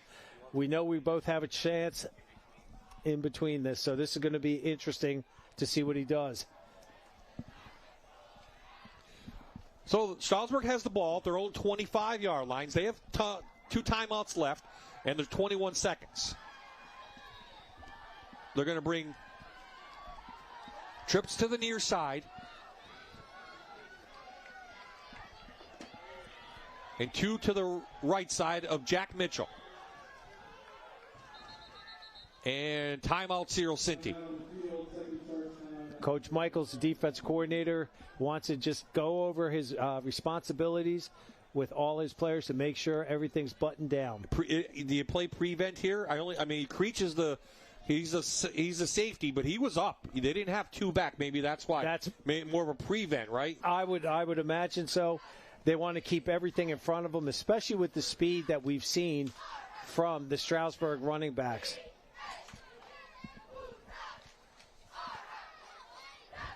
Well, we still have a lot to be determined. We have our NHTSA stop of the game, and we have 2 players of the game. And there's been standouts on both sides. So whoever loses this game really played their hearts out. I mean, right now we have El Rafe with 3 touchdowns. We have Hal with 2. Underwood with 2. Rayera with 1. I know. Just throw that in. Creech with 1. Munch with 1. Johnson 1. Touchdowns plentiful here tonight. Mitchell. Disc goes down. Felt the pressure. Takes the sack. Saraceno having an excellent defensive game. Made the sack. And Stroudsburg called timeout. And Stroudsburg did call timeout.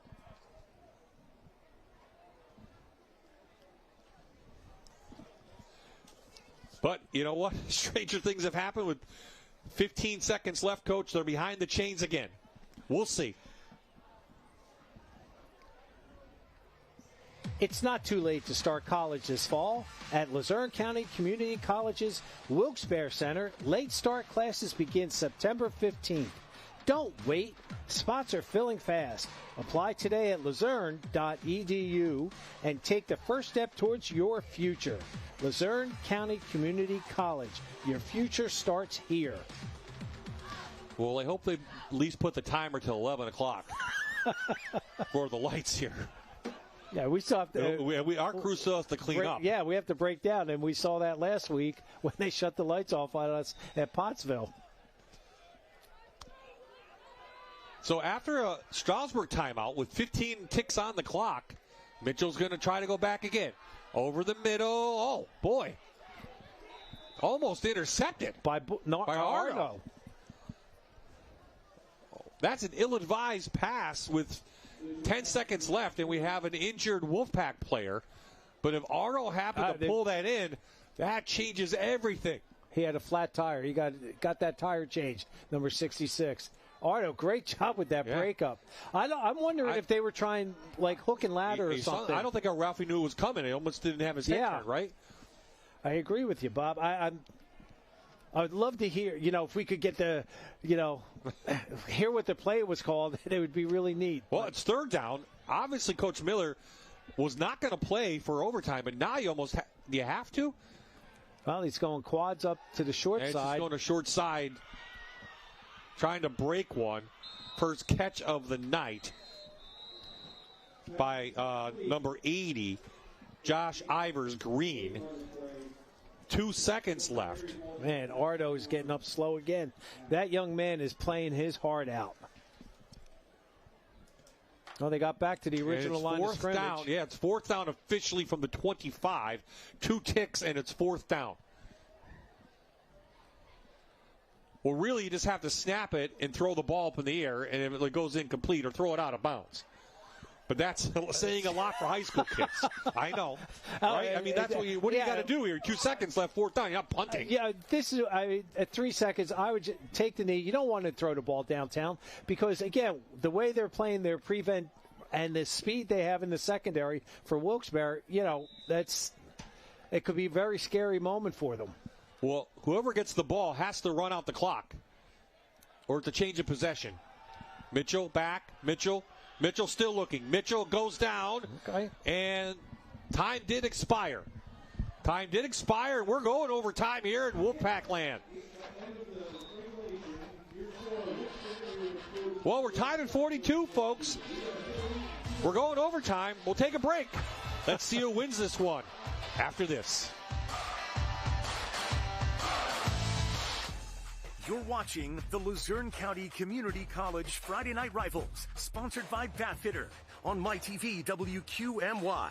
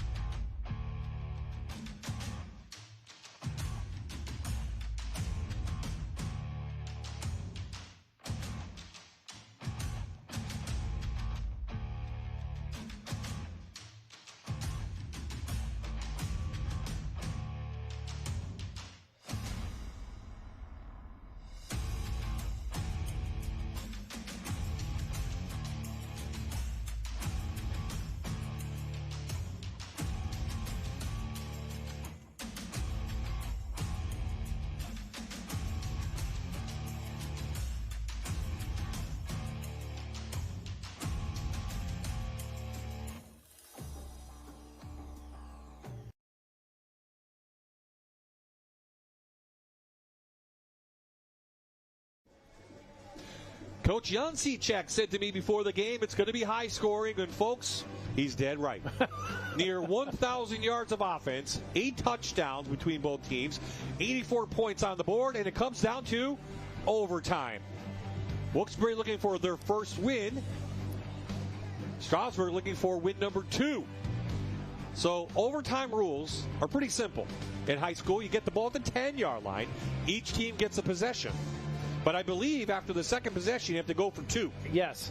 So we'll get into that. First, we're going to have a coin flip. See who wants the ball first. Okay, what your coach's hat on, do you want the ball first or second? Second. I believe so, yes. Yeah, because you want to see what you have to. Do I kick a field goal to tie it, or do I have to get the touchdown? So last week, Dunmore and Riverside went to overtime. Dunmore had the first possession, fumbled the ball. Riverside took a couple plays, kicked the winning field goal. So that's what could happen. Some outstanding players tonight, Coach. Jack Mitchell. Oh, my gosh. And Stroudsburg came up here, did a great job. Johnson with well near 200 yards of rushing. Riera played well. El Rafi has a couple touchdowns, as you mentioned. On the defensive side, big number Matt and Bauer. Essington's playing great. Munch. And then for Wilkes-Barre, Jack Howe, he scored the first touchdown. He's thrown some touchdowns. Underwood has done his thing. Ardo, he's gutting it out. He's been injured twice. I'd give him the 3D and award. Saraceno, he's had some big stops. He has, and let's not forget the offensive lines, because they both have played well tonight, and they've held up and did a real nice job. So both teams in week number 2 playing their hearts out. And these are going to be some tired coaches and staff members tonight, and they've got to get up and do it again tomorrow. And hence the reason why we call it the grind, because it just doesn't change. It's Groundhog Day. So the coin flip going down on midfield with our referees tonight. Greg Zumchak is the head ref. Now Stroudsburg, on their opening call for the coin toss, called tails, and they won the toss. That was 3.5 hours ago.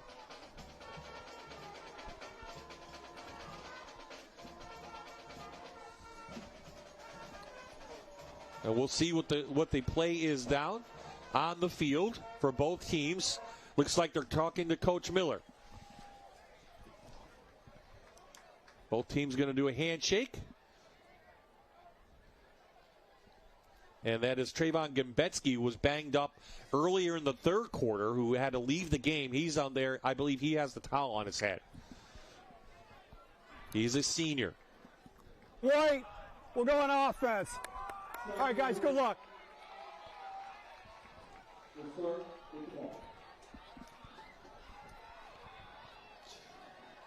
Unfortunately, we heard the tail end of that. White's going on offense. White's so offense. I don't know if they won or not. I believe Wuksbury won the toss and deferred. So it will be from the 10-yard line to our left near the scoreboard. Stroudsburg has the ball at the 10. Both teams have run the ball, and pretty well. So what's your strategy? Score. What's your strategy on how you score? Well, with these guys, with Stroudsburg, I would give it to Johnson. A run maybe to start. Yeah, Johnson's had the hot hand, or hot feet, I should say, in this. And Mitchell's done a nice job in terms of his passing, but at this point, you're at the 10. You got 4 downs to get a touchdown. It is Johnson who will be the sidecar to Mitchell, not Riera. The handoff is to the inside. Mitchell finds room. Big block. Mitchell spinning. Mitchell putting the ball up. And he's going to be down at the 1. So, Keon Mitchell doing a nice job. 9 yards on that play. And they run, you'll see right up in there. Nice job with the fold block from the slot back, but he bounced it away from that block. And that's why he was able to get that 9.5 yards.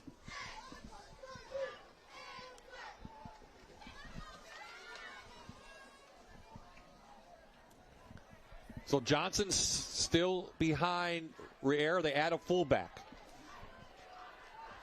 So power football for Stroudsburg, but defense is right there for Wuksbury. Whoa. Khalil Smith, he's played very well in that first half, and Saraceno both there. Loss on the play, back to the 4. Nice job in there.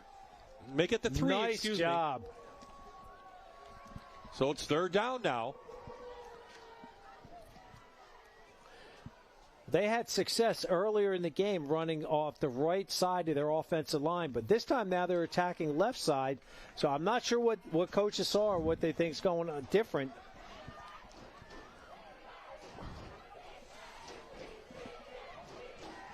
Johnson still in the game. Johnson right up the middle, but the defense is there. That could be the stop of the game for Wuksbury. Gene Ardo. No gain on the play. They're a nice job. Coach Michael's under a lot of pressure right now. His defense is stepping up. Look at that. Nice job in there. Number 20. Yep, go ahead, Coach. I was going to say number 66, Altamir Terry did a nice job. And followed by Hooper. Ethan Hooper was the one that really pulled him down. So 4th down. Stroudsburg is going to go for it. They're not going to kick a field goal. Riera, sidecar, and timeout. Timeout for Coach Miller. Do you take the 3 here? No, I think on the road. Coach he's going for the win. He's got to. He's saying, look, their defense is getting tired out. Our offense is getting tired out. So something's got to give, and he has faith in his team. I think Johnson, we're going to see Johnson in here. I think you got to put it up in the air a little bit here, and maybe with Mitchell, because right now that defensive line is playing really well for Wilkes-Barre. 2 plays of minus yardage, and they're back to the 4.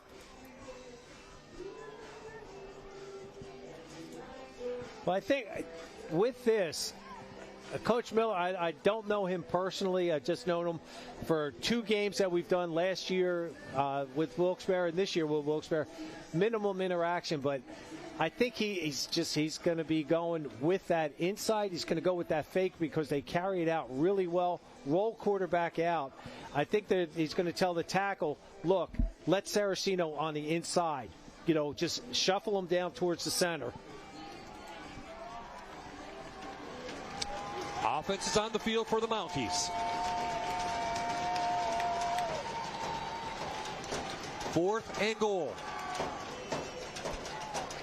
Oh, everybody's moving at once. There, that's a legal motion. Now you got to. Don't you think? Now you got to put 3 up. I would, because you, Yep, a lot of movement there from the team in white, and that backs them up to the 9. And I don't know who's the kicker. Fuller has done the PATs, 95, but the offense still staying out there. So obviously he doesn't feel comfortable with his kicking game, and we're going to go from the 8. From the 8, 4th down in overtime. First possession.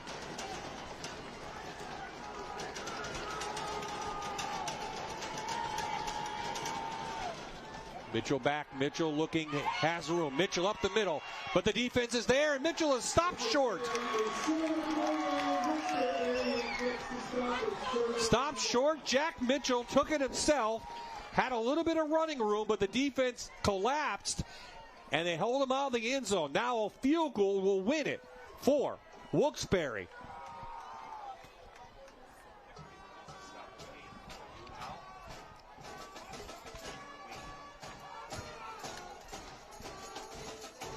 Well,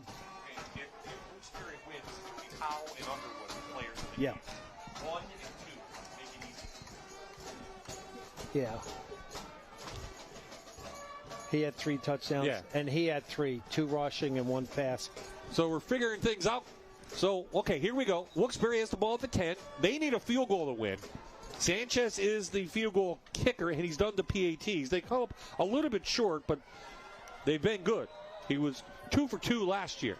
Well, so 2 runs here, you think, by Wilkes-Barre, right? Get them closer, make it a chip shot. And I noticed Jaden Sanchez, the junior kicker, bedazzled his Nike cleats. Jake Howell, there's the defense, sheds a tackle. Rodriguez from behind, no gain on the play. Good penetration. Man. By number 50 in there for Stroudsburg. I believe that's Monaco.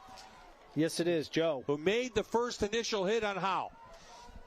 And then the rest of the mounts decided to come up, step up. Boy, this is exciting. These kids have given everything they've had for over 3.5 hours. Oh, no, it was Riera. Riera was the guy. Up. Wow, from his cornerback position. Riera came in, made the initial hit on Howell.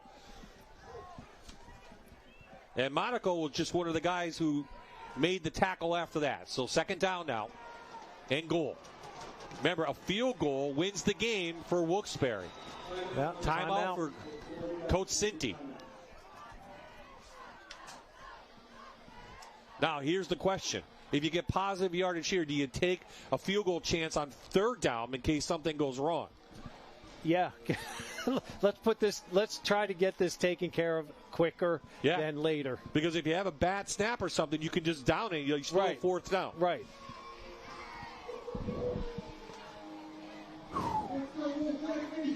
.42 is the score. And this game is not over yet. Kickoff was 7:06.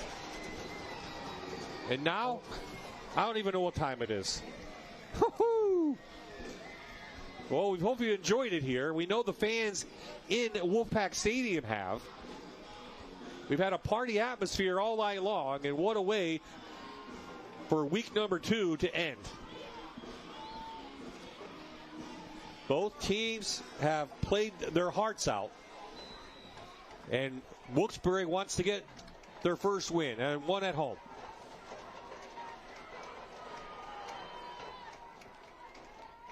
Good snap. Trying to reverse. Creech sheds a tackle, sheds 2 tackles, spins, and down to the 7. Good defense there. The white jerseys. Rodriguez again with the tackle. All right, Bob, you asked me. Now, that ball gets put on the right hash. Right hash, yep. I don't know. That's a tough angle, right? That is. I mean, we practice. They're doing the end around there. They're pulling people. They're trying to get bodies out there. They're bringing them out. They're bringing them out. Jaden Sanchez, the junior. Oh, they had him ready. It's 3rd down. You still have time. Get it back to the center. Yep. Howe underneath center. Handoff with the middle. Underwood has a hole. Touchdown. It's a Reaper's Revenge touchdown. Davon Underwood for the win. Wuksbury pulls this one out.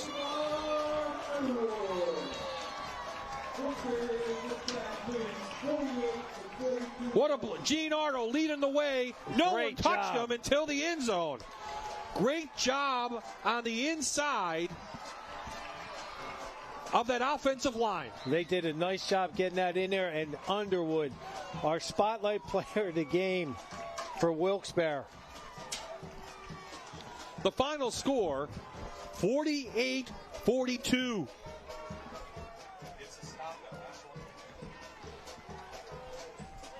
Wow, these guys right here, I'll tell you what. Davon Underwood took it in. Jack Howe, all night long.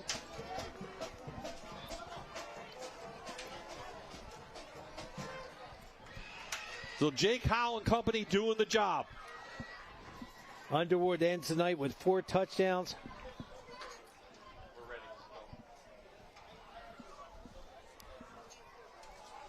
This is the school bus stop of the game, presented by NHTSA. Always remember to stop when the school bus arm is out. In overtime, the NHTSA stop of the game goes to Ethan Hooper, and the Wilkes-Barre defense on 4th down, stopping the Mounties from scoring in overtime. And stop means stop, folks, and they did that. Wilkes-Barre did a nice job stopping them in overtime.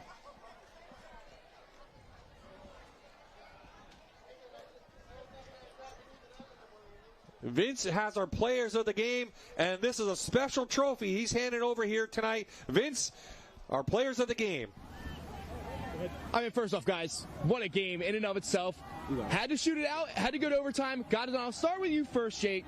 Last game, really tough game to start the year. But you bounced back tonight, 3 total touchdowns. What worked for you tonight? I just tried hard practice each and every day. Came to practice, trying not to turn the ball over and trusted my guys in space, and I got them in space, and they showed what they could do. And Davon, 4 touchdowns, including the game winner for the first win this season. How is it going to set you guys up for the rest of the year? I feel great. We're going to keep working hard in practice. We've been working hard in practice. We're going to keep it up. Hopefully the win streak keep going. Boys, go celebrate. Thank you. Guys?